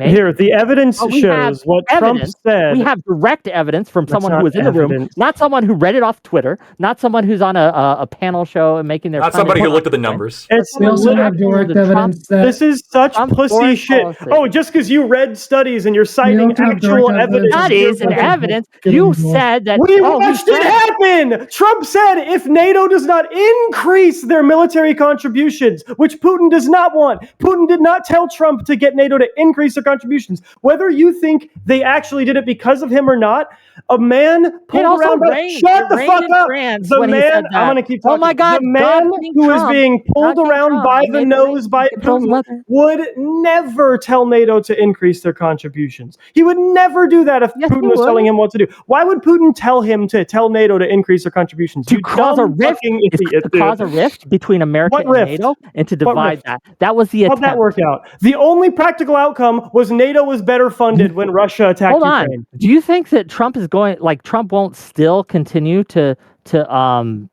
rail against NATO to cause strife? The within only NATO? practical outcome think was that would increased happen? funding in NATO. I'm not. No. See, If okay, you're ignoring a lot of evidence. No, here, right? Wick, You're that's ignoring not a lot evidence. of actual things that Your happen. evidence is. You Do keep you think flailing about. You keep hypothetically interrupting my me because evil? you know if you allow me to you- speak, I'll just destroy you. No, so you keep Wick, having you're to talk saying over bullshit. me. You keep actually Hypothetical shouting future- and yelling whenever I try to make a point. So Hypothetical I have to futures shout aren't and yell. evidence. Yeah. Because all you have to do is you Hypothetical have to say, futures aren't "Look, evidence. he said a thing, and then a thing happened." As if there's any Hypothetical correlation futures aren't whatever evidence. between these things. There is no possible way that Hypothetical my limited futures brain aren't could imagine a situation where Putin would actually ask Hypotheticals aren't Trump evidence. in order or pressure Trump or try to manipulate Trump into starting Hypotheticals a not fight in evidence. NATO. I don't see that how it could benefit him at all. Hypotheticals I aren't have evidence. no imagination It whatsoever. didn't benefit him all. It What? 100% There's not imagination. This is a acted direct against quote him. from someone who was in the room who said It this. doesn't. Now, There is. Wait, This is a direct impact. McMaster was Russia. Let's look at all the different Yeah. foreign. A direct advisor impact was of the only Trump, direct people impact was worked in NATO his was better impact. funded when Russia attacked. That's only the practical direct impact. Also, McMaster was That was fired the only by practical Trump. impact. only direct impact. Why What do you rift think- existed why? between the U.S. and NATO at There's that a lie. time? What There is a what huge existed? rift. As What leaders happened? of NATO, as people who were leaders of the countries that worked in NATO, Okay. ask them Practically, about how they felt. practically, what was Practically. affected in the Ukraine response by this rift in NATO that existed? Did we It not? wasn't- Did NATO and the U.S. not immediately coalesce with all this increased funding and better military budgets to send weapons to Ukraine? Look at you just mentioned earlier Yes, about but how Trump was no longer the president. introduced isolationism. So the into only the party practical again. outcome Do you was think it better has funding helped or for hurt NATO when Ukraine? Russia attacked. Hold on. Do you think Republican isolationism has helped or hurt Ukraine? What's a practical? The only benefit? practical outcome has been better funding for Ukraine consistently. Republicans allowed Ukraine funding Republicans blocked Ukraine funding for months. They literally allowed it to have its own vote. They blocked it for months, which allowed Russia. We're talking about material gains. You don't know what the fuck you're talking about. Russia, I mean, the fact that we weren't able to get those weapons deals in place in the timely manner had allowed Russia to run roughshod over Ukraine more than they would have done otherwise. So, Sure. sir, if you're Mr. Knows asking It All, what if you're exactly? asking Yeah, me no. So what practical exactly did impact we? Trump has had on the Ukraine, Trump didn't have Russia? it. That was Wait, not wait, Trump how's at that all. Trump? Absolutely. That was not Trump. Trump at all. Trump was not in power. Trump was on his couch. Trump didn't have anything to do with that. The leader of your Trump was on fucking his party. couch. No, no, no, He's no, no. not the leader of the party. Wait, hold on real quick. No, Wait, absolutely wait. Trump. Mike Johnson was the leader of the Republican Party at that time. Trump absolutely, like, again, the changes that he did was absolutely, like, antithetical to Beneficial. what Russia wanted, right? Now, Yes. I actually do agree that we probably should treat the Ukraine situation as more complicated than what we're currently treating it, of just like, oh, Ukraine best, Russia bad, funnel guns into Ukraine forever, keep the war going forever. I think there are some practical considerations. I think there are some financial considerations, and there's some ethical considerations with doing that. And honestly, I would like to see a peace made, and based on the proposals that I've seen from the Republican side, it does seem that a peace would be more likely if it's made clear to the Ukrainians that they're going to have to come to the table, and there's going to have to be a peace treaty made. Yeah. I think that will actually lead to a lasting Ukrainians peace. are balls deep in Russia right now, doing their thing. Oh, come on. I think Yeah. Let's not No, be I agree unrealistic. with Wick here. Ukraine has seen gains largely because of American cooperation and better funding in NATO. Like, I mean, it's just this rift has not provided this massive detriment to Ukraine at all. To act as though any measurement of funds towards Ukraine is a result of Trump's NATO policy in 2019 and 2018. The only practical outcome of Trump's policy toward NATO in 2019 is that NATO had increased funding. You can argue that wasn't his fault, then fine. At worst, he was neutral. Trump lost. The only reason for that is because Trump lost. That's the not entire true. time. Not at all. No, because the entire He was the one who armed them initially. Every sign says he would have helped Ukraine too. Every single sign shows that. He was the first one to give them lethal weapons during his Do you presidency. not remember the fact that during the entirety of the initial parts of the invasion, he was railing against giving Ukraine weapons? When Joe Biden was in office, when he was in office, all he did was give Ukraine weapons and increase funding in NATO. We're talking about what he did when he was president. He increased funding in NATO. He gave Ukraine weapons. Everything he did during his time as president this is from June showed that he would have supported. This is from June 16th in Politico. Ukraine. This is reported in Political EU. Trump threatens to cut U.S. aid to Ukraine quickly if he's reelected. Yeah, are we talking about the upcoming election, or are we talking about what Trump did when he was president? Because we can change the conversation, but you have to concede to me that everything that Donald Trump did during his last presidency I don't need to concede benefited shit, Ukraine. I think that, I again, know, because you're not looking to have an honest conversation. Why would he fund it then but not fund it now? Because I don't know. Maybe his position's changed. Maybe he thinks because how many billions of dollars are we into this? How many lives? How many people have been blown to smithereens? I mean, just go on fucking Telegram. You can see like the most horrific shit ever. This is gonna keep going until like there is a stop. It also just has nothing to do with whether or not his policies as president, when he was president, benefited Ukraine or not. I refuse to allow you to completely change the conversation because you were losing the conversation to change it to be about something else. You claim that he was good for Ukraine. He is not. Yes. He's not been. No. I claim that his presidency was good for Ukraine, and it was. You have not given me it was at least better than Obama's. It was at least better than Obama's. The only reason for that is because when the invasion ended up actually happening, he was no longer the one in office. No. I just told you the reason for that. Because there was increased NATO contributions and Ukraine had lethal weapons that Trump gave them that they didn't have before. That's why it was better under Trump. Again, give me an argument, not about after he was president, not about when he's president next. Give me an argument about what he did when he was president, that his presidency was not good for Ukraine. When we look at how someone behaves, right, it's good to take into account what they actually say that they're going to do and the reasons that they say they're going to do it. And we can look at someone in a holistic manner. Like pack the court. How they've done these things, right? So no, that doesn't count. Again, it doesn't. Wait, what? It doesn't count? I'm saying when Kamala talks about packing the court, it doesn't count. But when Trump talks about something, again, I'm just going to fast forward through all I'm about to say. It's not an argument as to how his presidency when he was president was bad for Ukraine. I can already tell. I can predict that right now calling my shot. It's not going to be about whether Donald Trump's presidency when he was president was practically good or bad for Ukraine, because you already know it was good. Again, all the evidence that my we've presented initial says it was statement- good, and your only well, evidence actually, against that is McMaster's what will he do statement- next? McMaster's statement, which was what you're arguing with, was that Trump was led around by the nose by Putin. Yes, we have you're evidence that he using- wasn't. You're Where is your using evidence that he these was? two things. I keep giving you that evidence. No. First of all, A direct testimony does observer, a not direct beat witness. actual evidence. It was McMaster. Russia clearly did not tell him to get NATO to increase Witnesses their are evidence. contributions. I'm And sorry Russia to did say. not tell you, he did not tell I'm sorry Trump to tell give you and weapons to inform you that Ukraine. witnesses of an event are actually Sure, evidence. so did Trump, they're not Absolutely. better evidence than Mm. actual fucking evidence. There's something called No, an because evidence those aren't- Well, hierarchy. also, Again, this also wouldn't be. This would not be existed. admissible evidence, by the way. Just to be clear, like No. you can't have a fact witness go up and say he was being led around by the nose by Putin. No, you can testify as to like what specifically happened and what specifically was said. Like if it's we're talking about a statement by Trump, right? Because admission by party opponent is the only way that'd be allowed. Otherwise, it'd be hearsay. Oh well, why so- was Trump impeached one of those times? What was he doing? I think it did regard Ukraine as well, didn't it? Yeah, phone call with Ukraine.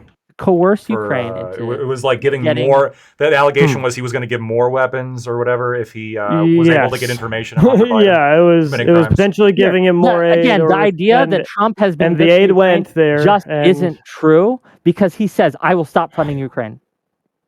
That's what he says. Now, No. yeah, now. The Trump presidency that already happened. And when What he is was your argument president, that he got that one was impeached. not good for Ukraine? He got impeached, or they tried to impeach him because he Yes, they wanted tried to to impeach threaten him. with Ukraine and coerce Ukraine into Sure. doing his way, or he. What wouldn't happened send- with that aid that they were saying he was withholding? So No. What happened with that aid? What about it? What about it? Yeah, You you sound tell like me. yours. You said you know. definitely didn't Tell get this me. Tell talking. me the No. question. You got this talking point from chat. Had no fucking clue what you're talking about. The chat. So now Okay, I will which tell you what chatter happened. said this? So the investigation that no, Trump which asked for which never happened, but the aid went through. The lethal which weapons we chatter said gave it? Ukraine went through. You're Trump making shit up only again. practically did fine. You were talking out of your ass all by yourself. Congratulations, you're a big boy liar. Anyway, the aid Wick, you're that being led Trump around was- by your nose in this You're the conversation. one that just fucking The- okay, lied about these things. I'll just wait. The aid for Ukraine went through. The investigation that Trump apparently was going to withhold the aid if it didn't happen. So clearly he didn't withhold that aid. He gave lethal weapons when Obama didn't. He set new precedents for helping Ukraine. He set new precedents for America's stance on NATO, which is increase your fucking contributions, pay your share or we'll leave, which increased NATO contributions. Someone being led by the nose by Russia. Hey, which why did certainly NATO helped increase Ukraine. those contributions? Why did NATO? Because they Because need Trump threatened them? That's They need bullshit. the United States. We bankroll NATO. We give them money for their militaries. That's not That's not why they bullshit. increased their funding. That is why they increase their Why? contributions. That is Because if not America at all. doesn't That is exist in not at NATO, all. NATO Show me doesn't the- exist. Show me the contract that was signed that this is the reason. Show me Oh, the easy. legislation that The passed. fucking treaty that they signed, dipshit. He was telling them to comply with the fucking treaty they signed. It's in writing. We need to contribute Did they 2% sign that of our under Trump? GDP. Hold on, do you think they signed that under Trump? No, but they increased their contributions Okay. when he said he was No, going to leave motherfucker, if they didn't. Of course, you are just a Oh my shill at god, this point. you have Honestly, such you're a weak cultist. pussy. Like Dude, these you're are a not. cultist. These are like You're a 2% cultist. like dunks. But again, Trump They're the worst says Trump's argument. words. Let me see it in "Hey, I'm gonna writing." stop Well, here's funding it in Ukraine." writing. Well, they Here's didn't write it in the right the time. Trump supporter saying, "Oh, actually, A Trump supporter who won't vote for Trump. Ukraine." You devolve to this dumb shit every time. you're I'm the not even stupidest voting motherfucker for him. I've ever met, dude. Yeah. I'm giving The you most evidence dishonest. over and over. You haven't given What me have a I said that's a shit. lie? What You have I haven't- said that's a yes. lie? Point out a lie. The chatter, the chatter gave me these 12 points. Sure, Lie other number than one. that, the what's fact the that, lie? NATO increased their funding because of Trump. Lie number two. No, I said you can That's believe lie whatever you number want. two. I said that That's Trump lies. demanded You that they asked increase two, it. I gave you two, buddy. Those Here's weren't two. lies. No. Those were So absolutely lies. Both of them one were of them was me making fun of you because you had no fucking clue what you were talking about. The other one was not a lie. It was me saying Oh. all the evidence points to the fact that they did this because of Trump, because suddenly after he threatened to leave, they increased their contributions. And Trump, it didn't matter whether or not they actually did it because of Trump, Nope. because your Nope. dipshit, Nope. dumbass argument was that Trump was led around by the nose because McMaster said it, but no Yes, one led around. by his No own one, fucking I'm foreign gonna say, advisor, dude. whereas No one let. you I'm gonna watched keep the saying. Twitter. No you watched one the led YouTube around show by one Putin time. would force You had to NATO to watch the increase their YouTube that had a contributions. talking point that you No repeated. one You didn't look into no it. one led You didn't around by the nose verify by it. You Trump didn't would check. ever give Ukraine lethal weapons. They just Of wouldn't. course they would. He also. Wait, what? No, defend that. Someone led around Sure. by the nose by Putin would give Ukraine lethal weapons. Explain that one to If me. I wanted, right, to fulfill my duties and not look like I am. Oh my God, being the led around plausible the nose or deniability. something. Anything is explainable with plausible deniability, dude. You can plausible deniability That any is a reality that possibility. you I don't fucking know if want. that's true. I don't know if that's true. Dude, it's also possible that he the biggest changed his dipshit mind on argument of all Ukraine time. between the times he armed Ukraine and later on, that Putin influenced him to change his position between the time he armed Ukraine and the time that didn't Sure, happen. but then I think that's through the possible. end of his presidency, he was demanding that NATO increase their contributions to fight against Russia in a potential invasion. But, whatever. That's He was inconsequential, looking I'm for an sure. excuse to get out of NATO, and he's still looking for excuses. Really? Then why didn't he Yeah. just doesn't get out of want them NATO? to do this. Wait, then wants why to didn't he get out of NATO? Because he needs an excuse to do it. He can't unilaterally. He had an excuse. do They shit. weren't paying their share. Many Yeah, countries so are he far made under the- their share. He made If he the just wanted an fact excuse, he leave. had an excuse. I'm fucking president and they're not paying their share. I'm leaving. That's his You think, excuse. presidents can just unilaterally do things like that? Leave NATO? Can Yeah, probably. Actually, don't know. I'm pretty sure. Yes, 100%. It's not a declaration of war. So just to be clear. So during Trump's tenure, especially after he was, telling them to pay more, they did pay a lot more. You're right that, I guess it is impossible to prove that, him demanding that they comply with the treaties that they signed, to comply with the 2%. In December, Hold on, real quick. It's impossible to prove for a fact that, that was the reason. But again, if we're talking about somebody who's led by the nose by Putin, we're specifically talking about Trump's actions here. And his actions is he vehemently demanded that other members of NATO pay more. So why would somebody who's pro-Putin or being a puppet of Putin advocate and push NATO to raise their funding? And then funding does happen. And then the statement is, well, you can't prove that it happened because he demanded it. Maybe it was because the European nations were just more afraid of because Russia. we have to look at what he did Theoretically. afterwards. Yeah, I guess. Afterwards, was he suddenly NATO is now fulfilling their part of the bargain? I am fully a NATO supporter. I think we're good. No, he's Well, still they're not not, out but- of that. They're He's still still not not doing They're, that. they're still not fulfilling their part of the bargain. But they were doing a better job than they were before Trump threatened to leave. Yeah, it's like you got to pay your workers $7.25. That's the minimum wage. Well, I'm paying them $5 now. I was paying them $2 earlier. Again, the idea Yeah, that this is because of okay. Trump is wild. No, it doesn't matter if it's because of Trump. Your claim was that Trump was being led around the nose by Putin, and we're saying even if McMaster's claim, to be clear. It's not my claim, it's even if McMaster's claim. even if it Okay, didn't but work. you brought it up. Come on, Wick. Oh, dude, Yes. stop, Lectoid. He's interrupted me every time I've made this point because he knows it's a good point. Oh. Even if it didn't work, Trump made a concerted effort to get NATO to increase their funding. And he expended a dickload of political It capital also probably to do so. did work. Yeah, that's the reason why leaving NATO is such a big deal. It takes so much political capital in order to even threaten that, and he expended that political capital in a concerted effort to get NATO to increase their contributions. And then he also armed Ukraine with lethal weapons, and he also gave aid that apparently he intended not to give, but something happened with that, and wires must have got crossed, and someone must have hit the give button when he told them to give the take button. But whatever. Okay, now that I've not interrupted that, again, all you've given me is well, Trump said it and then it happened, so it must be because Trump said it would happen. There was no other circumstances in the No, it world literally going on. doesn't matter for Tell my the GM argument not to whether or not it is because. No, you didn't listen to what I just said. You have to actually, it doesn't count not interrupting if you still don't listen to the argument. It doesn't matter if it worked. What matters was he made a concerted effort to do it, and someone being led around by the nose of Putin would not make a concerted effort to increase NATO funding. He would if Period. there were other factors that he wanted to get out of it other than the successful NATO funding. You can make unreasonable demands, and people do this all the time. They make unreasonable demands expecting them to be turned down so that they can use it in order to do other So actions. telling them to or comply with the treaty weaken- they signed is or an to unreasonable weaken- demand. Or to weaken, because you keep interrupting me because you know my point just blows you out of the water. No, right? it's a terrible Or point. to weaken, right? again, you keep interrupting because if people actually listen to what I say and are uninterrupted, you would look retarded. No, Okay. not at all. So again, you can't stop yourself. You keep doing it. I mean, you're directly accusing me of something, so I'm going to respond every you time won't you do shut it. up. You keep doing it. Yeah, sure. Okay, let's see. Can I say anything without him being interrupted? Let's find out if you have this compulsion. I don't know. Maybe you should seek mental health for this, get a therapist, maybe some medication. Maybe it'll help you out, right? But here's the deal. If you make an unreasonable demand or something that you feel is unreasonable, or you feel that the other party is likely to decline or to refuse, it creates tension within that party or that group or that coalition. It creates conflict, it creates divisiveness, and especially if you are one of the biggest contributors or one of the biggest reasons that NATO exists in the first place and has the teeth it does, which the U.S. is, right?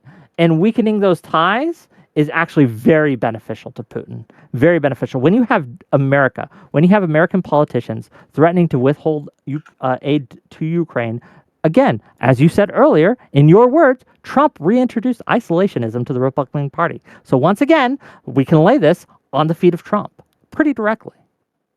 Sure. So your point was fucking retarded. I mean, I'm just using your glad fucking I let words. you get it out. So Did you or did you not say that the Trump reason why- reintroduced isolation to I'm the going to party? keep going. So there's a reason why you changed your point after I interrupted you and responded to it the first time. Because first it was if you give them an unreasonable demand, and then I helped you with your argument. I handheld you through it because I know what the better version of your argument was, which is clearly it's not an unreasonable demand to say, hey, you sign this treaty for 2% of your GDP for military, you got to comply with it, or we're going to stop paying you to comply with it. Clearly, that's not unreasonable. I made a very clear statement with Trump, which is that he did bring back the value of isolationism to the party. But I also said, in the sense that he brought back the idea that we should probably have a clearer and more, deliberate evaluation process when it comes to international conflict, which we should. And part of that is saying, if we are paying foreign nations to comply with the treaty and they are not complying with the treaty, we should threaten to stop paying them to comply with that treaty that they are not complying with. It's not an unreasonable demand. And if that treaty is literally designed to aggress against another nation in their eyes, that nation would never twist Donald Trump by the nose into increasing funding for it. It's a ridiculous claim. So if if the U.S. cuts off funding to Ukraine, do you think that helps or hurts Putin? If Trump did that in his presidency, that probably would have helped. If the U.S. cuts off funding and weapons to Ukraine, does that help or hurt? Oh, I see. You're moving on to the hypothetical future I'm presidency. just asking a argument question. now. See Sure. how honest you are. Is that? No, yeah, that would help Putin. Good thing you didn't do it. Right. So again, in 2024, on June 16th, as Politico. Oh, good. So we're not going to concede the past presidency. We're going to move on to the future one again. I told you I will not have the future presidency conversation. Wait, hold on, real quick. What point is this? Would that help or hurt Putin? Therefore, he's like being led by the nose by Putin? Yes. Oh, hold on. Would it help or hurt Putin if Kamala Harris would fire a nuclear weapon directly at Moscow? Would it help or hurt Putin? I heard him. Oh, but if she didn't do that, that would help Putin, right? No. Chill. Okay, so it wouldn't change the state. There's a state that exists where we are funding Ukraine. That's a state that exists. If you change that state into a negative state, it does. Well, no, hold on. I don't like. Hold on. We are sending money. Introducing a new state. No, hold on. We choose to send a nuclear weapon. Just give me one second. Refusing to add that new state. Hold on. It doesn't change things. In a state of spending money, that's not like a state. Like we choose to send money in packages over and over again, right? So like we could decide to stop sending packages of aid to Ukraine, or we could just choose to not do that again. I don't see that that's substantially different than choosing not to fire a nuclear weapon at Moscow. Just because something happens to like choosing something or choosing to do something new. But that's almost beside the point. Right? I disagree. I disagree. What I'm trying to point out here is just because something technically doesn't hurt or helps Putin doesn't necessarily go towards whether or not their policy as a whole is like pro-Putin or anti-Putin. I think that the United States I think that we do have a interest here in trying to get Ukraine to sign a peace treaty with Russia. I think that we do have a interest here in telling Russia, look, we got to come to some kind of peace treaty because Russia's not going to back off the shit they already took in Crimea, especially, and the Donbass, especially. And that needs to be conceded in a peace treaty. And Ukraine will not do it without pressure from the United States. And with Kamala, they're not going to get pressure from the United States. They're just going to keep getting more bombs and more guns. And we're going to have a forever war for the next how many fucking years? Afghanistan 2.0. It's going to be awful. I reject that premise. So I am not privy to the Ukrainian strategy of going into Kursk, but they obviously think they're going to succeed. They obviously think they're going to achieve some sort of strategic They've been stopped advantage. already. This idea that Ukraine can't win, I just reject. I think Ukraine can win.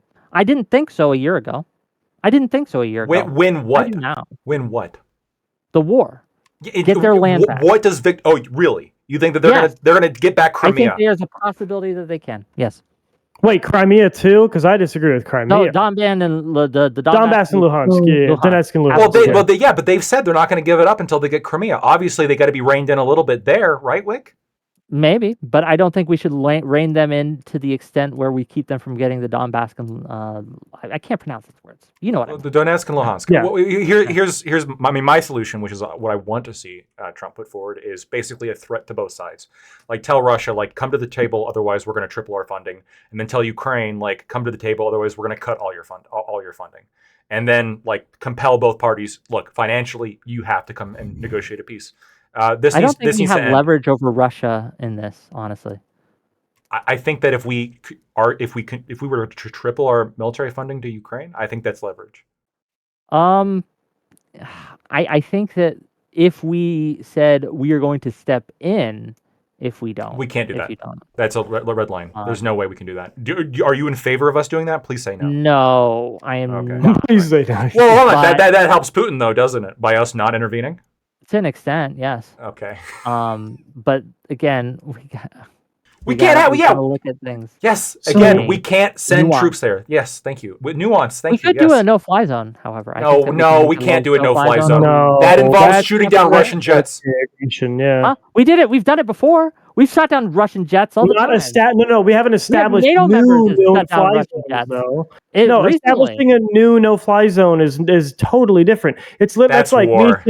That's what Russia did. They're like butting into Ukrainian territory and saying, we protect this now. It's like, yeah, you're technically not aggressing. You're technically being defensive, but you're like you're being offensively defensive. You're like getting in someone's face and then being like, you touch me, I'm going to shoot you. We cannot do a no-fly zone. This is a non-option. Unless Unless we want to go to war with Russia. That's like. I don't think again. I think that they're blustering when they say that. I don't think there's any way, shape, or form that if we put a no-fly zone, what would cause Putin to go to war with America is boots on the ground or a missile strike on a Russian. Well, no. Here's what happens. We declare a no-fly zone, and we have got to enforce that. So we send our jets manned by U.S. pilots. Russia shoots down those jets. What's our reaction?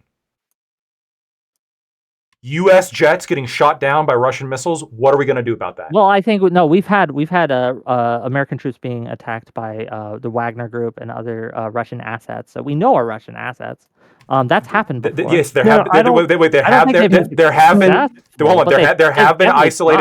isolated incidences of private military companies, by the way, which have I know what event you're talking about. They were very careful to not associate with Russia when that battle happened. This is different. We're talking about U.S. flagged warplanes shooting down Russian flagged warplanes and exchange of fire by flagged I think that if we put that no-fly zone up, do you think that if we put that no-fly zone up, do you think that Russia would officially engage with a U.S. manned and U.S. Official U.S. aircraft in that no-fly zone? I don't think they would. If they're shooting down Russian jets, they have to. If they're shooting down Russian jets, they have to. The only reason they'd be shooting down Russian jets is if the Russian jets were violating that airspace. And they would, because they're currently in a war. Because they're currently in a war. Like I said, they've done it before. That we've shot down jets before, Russian jets. Turkey shot down some Russian jets in 2000. Yeah, over Turkish airspace. And by the way, that was a major event, and that was like they had to negotiate like terms on that. Like that wasn't just like no big deal. Like that was a Russian jet over Turkish airspace. Let's talk. If we're talking about potential extrapolations from what could happen, I don't think the only bad outcome is America getting pulled into a war. You should be against this, Wick, because if we do a no-fly zone in Ukraine, and now U.S. planes are getting shot down, and U.S. troops are dying in Ukraine, you're fucked. Republicans are going to have a hard line. They're just going to say, no more Ukraine funding. We're done. We have troops dying in Ukraine. No, we're out. That's forever war shit. That's a slow trickle of, well, just a few guys' lives don't matter. Over an extended period of time leads to thousands and thousands of lives that don't matter. It's American lives don't matter, and that's why we're sending that. No, I get. I'm saying what the Republicans can draw a red line on, and I would agree with them. I don't think we have any. Republicans are already looking to cut off Ukraine funding. Why should I mean? They just voted for it, so I present that. But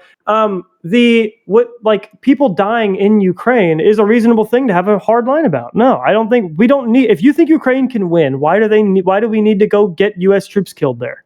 The only reason I'm even putting a no-fly zone up is because Lactoid asked me, right, if I would be okay with troops on the ground in Russia, or if I would be okay with a direct military strike in Russia. We were talking about how we can pressure Russia and what leverage we have against them to bring them to the table. And I think that it would need to be something like a no-fly zone. It could not be simply an increase in funding. I don't think that this would substantively pressure them enough that they would give up any of their gains at this point. I disagree. It couldn't be a no. I just think those are non-options, right? We're talking about putting American military. Well, I don't assets. think tripling the funding. We're talking about We're talking about putting military, like U.S. soldiers and U.S. Assets in play in a country that's not even our ally, right? They're not a NATO ally. $5 from Cameraman 502 asks a very pertinent question. If Russia is willing to fly into Ukrainian airspace under a no-fly zone to attack U.S. Air Force planes, why would they bend to threats of Ukraine getting triple the funding? They wouldn't. Hold on. They would be flying into Ukrainian airspace specifically to attack Ukrainian targets, and then America would have to shoot down the Russian planes. And then if that starts happening, like holy shit! Like now we're in a lot of trouble. Now we have exchange of fire between Russian and American flagged military personnel.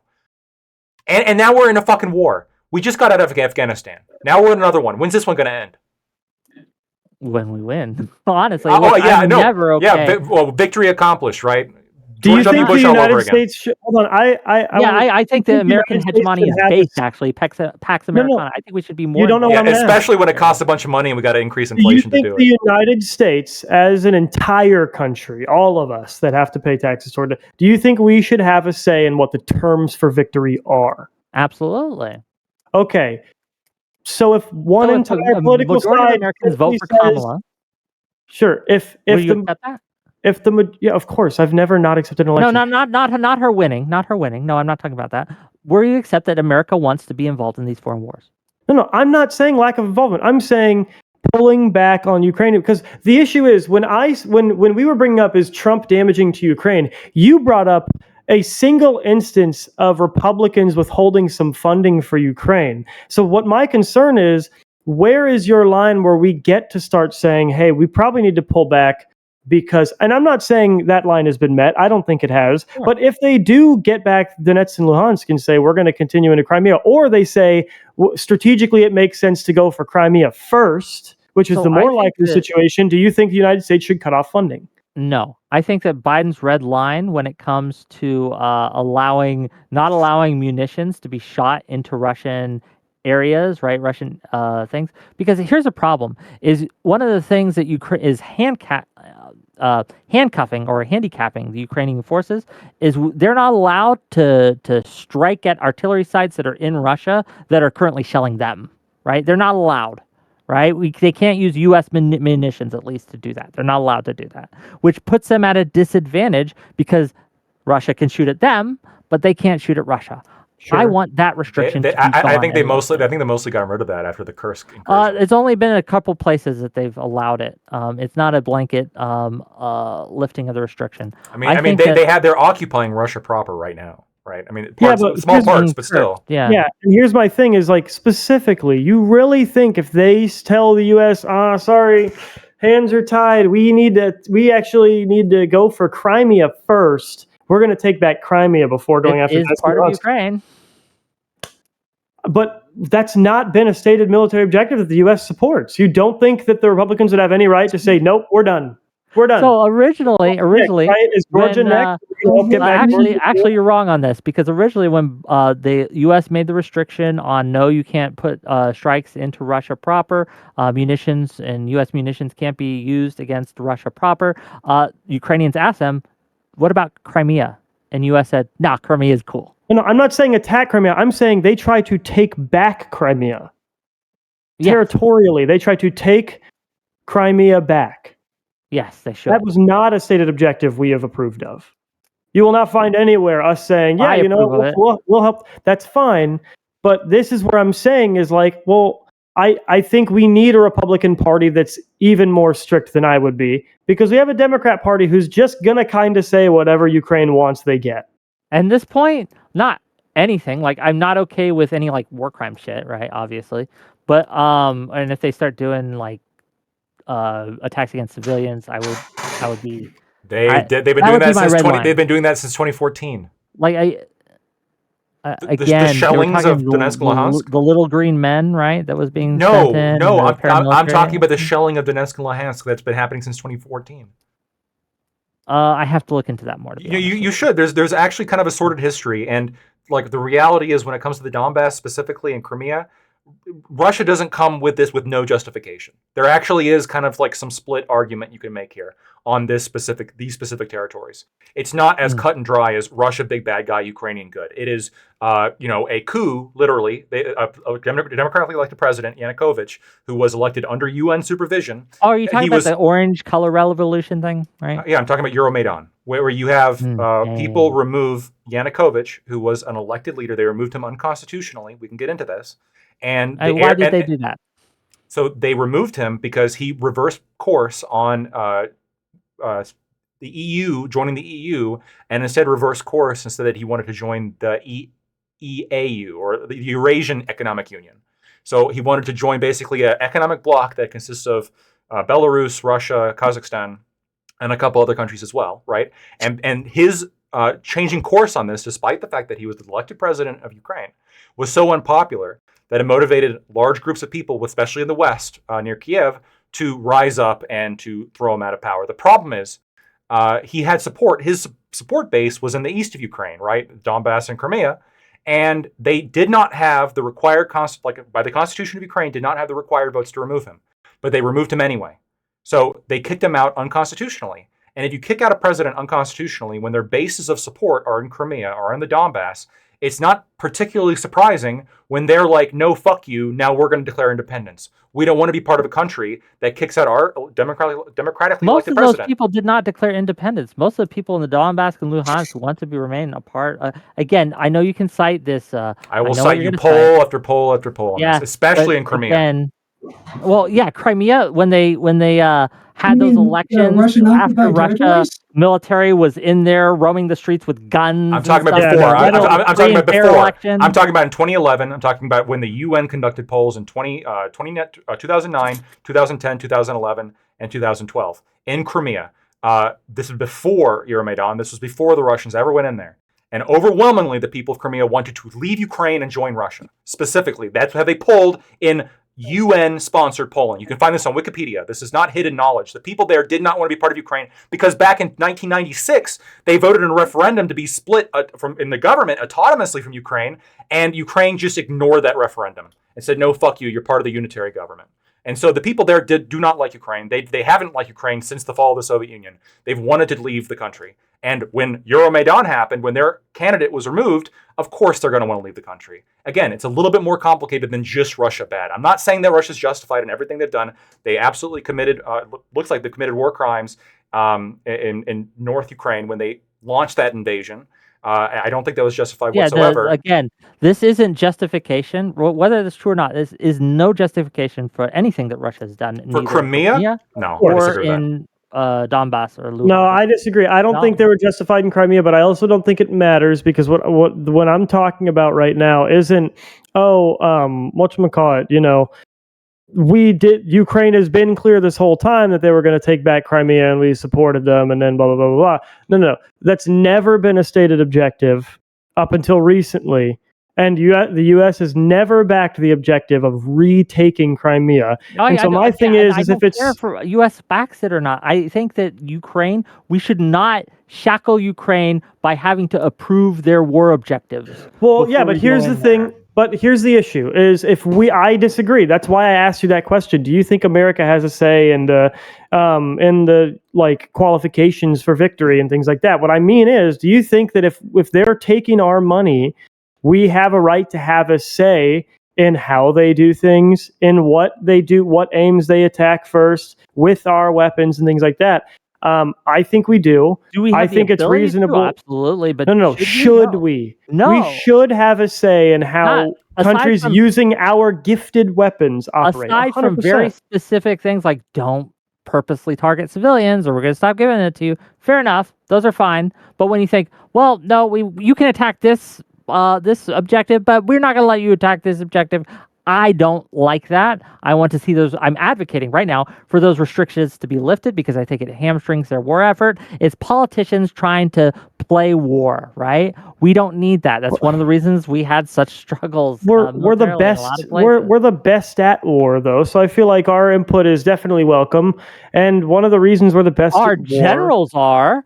Our politicians are definitely not. You think generals aren't consult? You think your president, the one that you love so much, Joe Biden, is so fucking dumb that he's not having generals help him dictate what these red lines are? You think he's just fucking, yeah, you know what? Fuck They it. help, but when the decision comes, the decision is in ultimately the hands of the politicians. That's how America runs. Sure. My thing is, the way I think things should be, is obviously the president should be consulting with generals when these red lines come up, but we should absolutely be dictating the way that they use our weapons. We should absolutely be dictating the way it's the same. But again, this is the same thing the Democrats feel about other things. You shouldn't tell people how to use welfare. You shouldn't tell people how to use anything that the government hands them out. I think that if we are gifting something to another nation, we don't forget we should. We have a responsibility. It is 100% a gift. It's not a gift. If you are putting conditions on it, it's not a gift. Straight up. Okay, look. Sure, So you're right. It shouldn't be a gift. We are donating. It is a donation, and we should have a say, just like donors to other charities do, in how that donation is used. Is that better terminology for you? In some cases, yes, but in other cases, it becomes very Karenish, right? It becomes very micromanaging. But go ahead. I mean, it's not micromanaging to say you don't get to take back an entire swath of territory you haven't held. Hold on. Do you think that this should be, if Russia is using a platform in Russia proper to shell a Ukrainian town, do you think that they should be able to use? I'm not talking legally, right? I'm talking morally. What do you support, Lactoid or Jeffcan? You can shell and occupy. You can't blow take up that. So you are for lifting some of these restrictions too? Some of them, we've already lifted some of them. Yeah. No, yeah, 100%. I don't think Joe Biden has dealt with this perfectly. I think he's done a good job generally dealing with this. But no, I think if he lifted the restrictions sooner, then we wouldn't be in the forever war problem. Part of the forever war issue is this sort of daintiness with which we treat the conflict, right? And we shouldn't even be having conversations about no-fly zones and U.S. troop involvement if we're not even letting the Ukrainian troops just kind of fucking do their thing. Like, yeah, we should let them attack Russian objectives. We should let them attack objectives in Crimea that are firing off at them, sure. But no, if they say we're going to take back Crimea before Donetsk and Luhansk, I would tell them hard no. You will not get a single American dime if you do that, because we are first and foremost here to get you Donetsk and Luhansk back, and then we may have an evaluation where we meet together and decide the feasibility of anything further. But we are not allowing you to do strategically, though, it just kind of makes sense to go after this first. So sorry, U.S., we're going to use your weapons to take something we haven't really talked with you about taking. If they can win the war by going after Crimea first, they should. I disagree. I mean, there's a lot of things they can win the war by doing that we shouldn't do, but and we don't let them do those things. You can win the war by doing a lot of things you shouldn't do and that we shouldn't support. Yeah, but there's nothing immoral about taking back Crimea. Here's the problem with Republican isolationism, because like I'm also a pretty isolationist person myself. Is the Republican version of isolationism is extremely inconsistent. So you'll sit here and say, the Republicans will sit here and say stuff like this on Ukraine. And I'm not saying that you in particular will do this. Sure. But when we talk about, when we bring the same stuff up as like fellow Israel. isolationists and bring up Israel or the rest of the Middle East, the entire tone fucking flips. It's literally just on Ukraine. No, not for me. We have red lines for Israel too. Israel's fighting a very different enemy, so those red lines are going to be different. But at the end of the day, right? We can tell Ukraine, you cannot. There's an unacceptable level of targeting civilians in this way, and be very meticulous about it and give very hard guidelines. We can't really give those same guidelines to Israel because they're not fighting someone who meaningfully discerns between military objective and civilian area.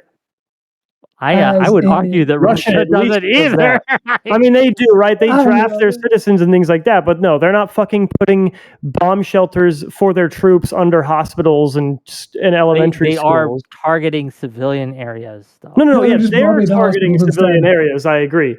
Russia is targeting civilians, and that's bad. What I'm saying is you can't make Israel refuse to target civilian areas under the same guidelines as you can with Ukraine. No, that's because Russia actually will separate their. I don't want to get into Israel-Palestine debate, but it is 9. I just noticed, and I do have to go because people are requiring my attention here. I love you all. Can I get a closing before we go? Yes, you can all get closings. But then we're gonna leave. But I got a heart out now because I just noticed it's 9:08, and I got people that need my attention here. We'll end with you, Lactoid. Actually, I will give my closing first. Then we'll go to Vigilante, then Gyptan, then we'll end with Lactoid. He can have the last word. We've gotten off topic, but here we are. I am not here to say that the Democratic Party is perfect. I am not here to say that the Democratic Party has done or is doing nothing wrong or nothing anti-democratic. That is not my point. My point is that we can't look at these things without the context of when they are taking place and how they are taking place. Nor can we talk about these things without some form of comparison. We have to have something to compare it to. Is it better or worse? Now, we can still condemn it, even if it is better than the other side, and I do so.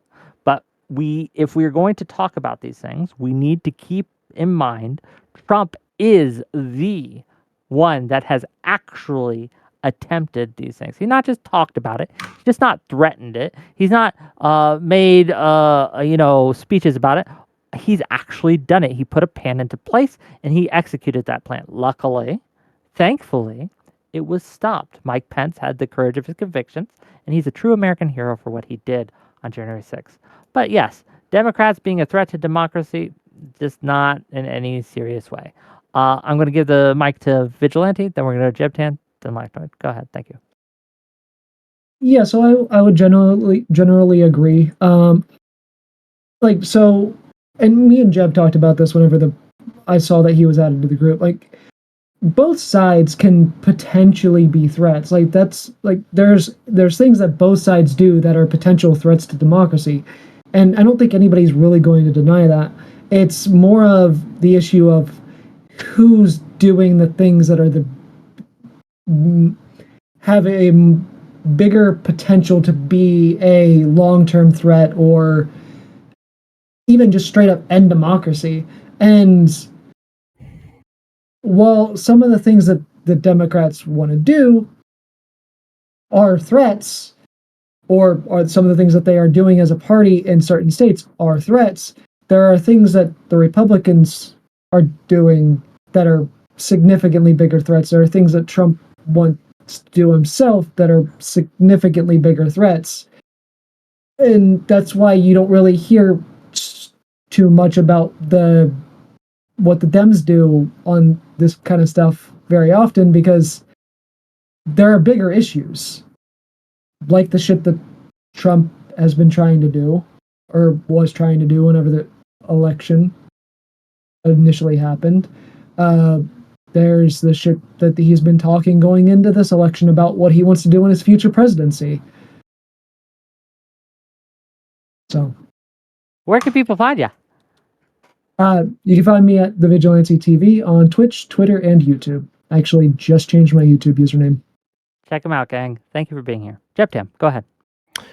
Yeah. So, whatchamacallit? I agree that it's about both likelihood and severity. And while I do think Trump's issues are more acutely severe, here's what practically happened. I had to experience a very crazy day on inauguration day. That sucked. I did not want to experience that day. The riots were terrible, and I never want to experience that again. That does suck. Doesn't suck more than maybe permanently losing my right to own or carry a firearm. It certainly doesn't suck more than for the potential packing of courts. It definitely doesn't suck more than maybe not being able to buy a house for the next 10 years because our president can't help subsidize demand side only, and not give very much relief to the supply side in any meaningful way. So, one, practically, Trump did nothing really that like actively posed a threat to democracy because it got squashed super easily by judges who were still in power. Two, the likelihood of him being able to do it again is even lower than before because while you can say everything you want about who he's hired and blah, blah, blah, he can't run again. And unless you think the Supreme Court is randomly going to bend the knee to him, which if you actually look at the Supreme Court's voting record, they have not acquiesced to Republicans on everything. In fact, they've been very even-handed in terms of just following strict originalist sort of a doctrine and making decisions that are fairly bipartisan. So that's my stance. I'm still not voting for Trump, but if I was in a swing state, I would be forced to at this point after the Kamala and the DNC's platforms, respectively, have sort of been cleared up a little bit, because I think she's going to be catastrophic, not really mainly for democracy, just catastrophic for the economy primarily and gun rights, with the added flavor of a threat to democracy. Where can people find you? Jeb10 RIP on Twitter. I do not really stream. Well, thank you for being here, and Thank you for having me. People can find you if they want, and check him out, gang. I do appreciate it, despite me yelling at him and calling him a retard. He still is a retard, but I love him anyway. You're a lovable retard, my favorite. Lactoid, go ahead. So the definition that I presented at the beginning of this, which was somewhat disagreed with but wasn't really rebutted, was a two-part definition. I think satisfying either of these is sufficient to say that it is a threat to democracy. One, organizing or using a system to limit actual voter options and establish legal but oligopolic control. And two, using arguably legal mechanisms to undermine critical elements of functionality of the U.S. government and its constitution. When Wick just gave his closing, he said that he's not here to say that the Democrats aren't doing wrong things. And that he even said that they're not doing things, he's not here to say that they're not doing things that are undemocratic. Frankly, I see this just as a concession to the point of my tweet, specifically that Democrats are a threat to democracy. This comparison that he's referring to, I'm positing here, is smokescreen for the perpetual whataboutism of the Democratic machine that exists whenever Democrats face critique for what they do. Both myself and Jeb Tan agreed that both Trump and Democrats pose a threat to democracy. We don't play the whataboutism game. Instead, we establish a baseline of undemocratic behavior, what we define as a threat to democracy, that we find worth criticizing. And then we analyze all the different aspects that come to an answer on which threat we are primarily concerned about. During this whole debate, I have not received any substantive pushback as to the merit of these allegations that I've presented, simply deflections to Trump. Just so we know, the things that I've presented, including the superdelegate system, which we're all agreement is bullshit. The lawsuits to keep different candidates off the ballot in certain states, including Jill Stein, Cornel West, and RFK. The removal of Trump from the ballot in Colorado. The pressured removal of Biden from the election and the unelected ascension of Kamala Harris, despite her widespread unpopularity in the first primary. There was no guarantee she would win a primary. And the second definition, again, the lawfare perpetuated by Trump, pressuring social media to censor opposition to Biden's policies, the appointment of non-originalist justices, and consistent threats to pack the court. All of these are real things that the Democrats are doing and have consistently done. I understand that, especially during this time, when we're closing in November, people want to say, well, fuck, I mean, sure, whatever, but Trump, look at the other side, look at the other side, look at the other side. And I'm not saying that people can't take time to use their time to focus on the issues that are important to them, which is why, Wick and Destiny and Josiah and these other people who are more pro-Democrat absolutely spend a disproportionate amount of time targeting Trump and talking about how bad Trump is and how much of a threat to democracy Trump is. But this discussion was not about that. This discussion was about the Democrats being a threat to democracy. I think I have, without without any real substantive argument to the alternative, I have proven that the Democrats are a threat to democracy. We should just recognize that. You can think Trump is a bigger one, but they are a threat to democracy, and we should treat them as such. Where can people find you? And if you like what I had to say, you can find me at Lactoid TV on Twitch, Twitter, and YouTube. Thanks. No, thanks for being here. Lactoid, always fun to spar with you. I will let the viewers decide who they think did better. And gang, if you like this content, hit that like button, hit that subscribe button. Tune in tomorrow. We're going to have undecided voters and third-party voters on to discuss why they're voting third party or why they're undecided. And it's not a debate so much as a conversation. So check us out. This was a debate. Tomorrow will be a conversation. I love you all, and I will see you tomorrow. I got to go. Bye. Okay. Did you guys have fun? Oh yeah, baby. Yeah. I'm still streaming, just I'm so you in- know, but yeah. Oh, okay. 100%. I just got to take care of some issues. But I will see you guys later, and I'm not ditching you. I just, again... Totally understand. Yeah. We went late, for sure. Yeah. Yeah. I got to go. I love you. Bye. It's really late. Peace. Well, I know we didn't really address it, but I want to look into it more first. But I might challenge you on the Supreme Court thing, not the justices thing, the Originalism. constitutional, yeah, the originalists versus living document.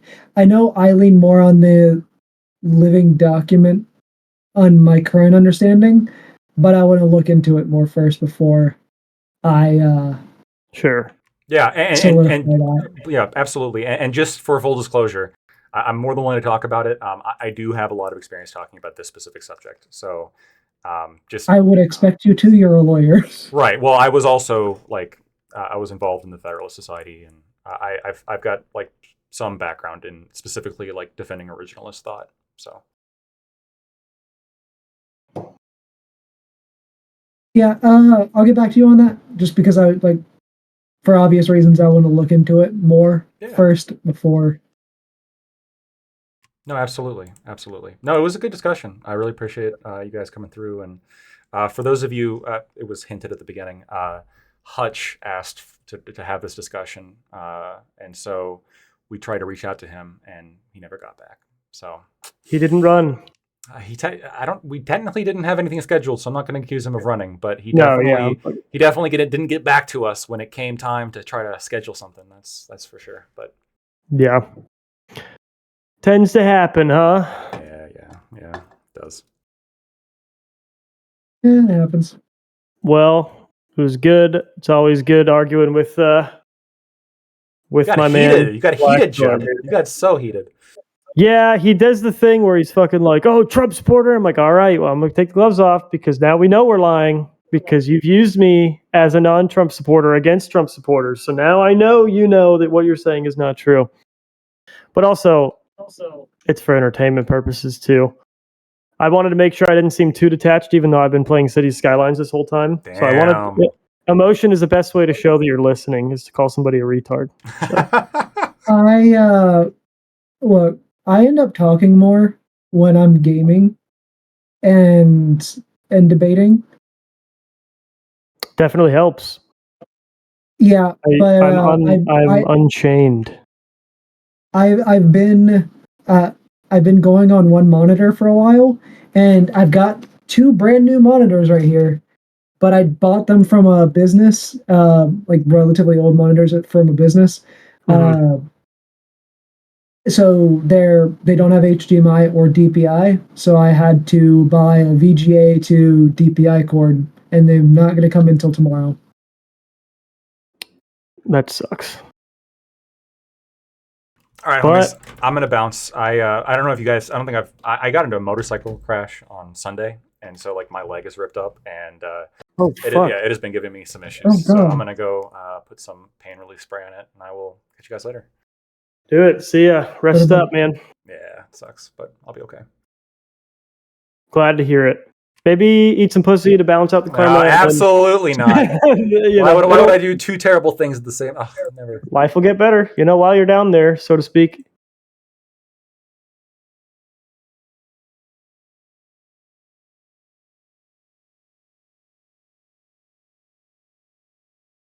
Alrighty. Alrighty. I'm going to be right back. I got to do the thing. Yeah, I guess it makes sense to write on out. All right. Well, thank you guys so much for tuning in to today's episode of Lactoid TV. Really appreciate it, as always. This was a nice, heated, spirited, longer discussion, which is always fun to have. I stand by what I said. I think that we presented the arguments, and I don't really think that we really got, again, they weren't controverted except for, we'll look over at what Trump does. I get it. That's what people want to talk about.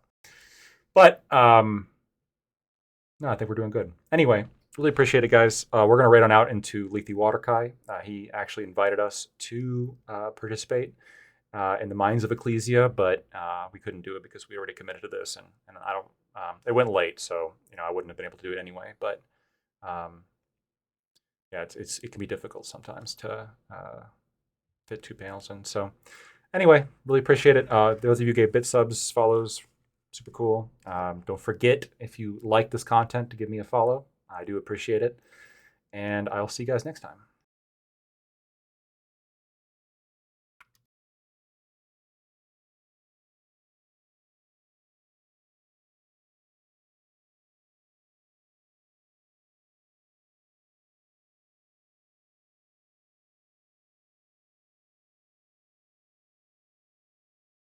It's the equivalent of, oh, hey, we have invented the car, but we're literally not going to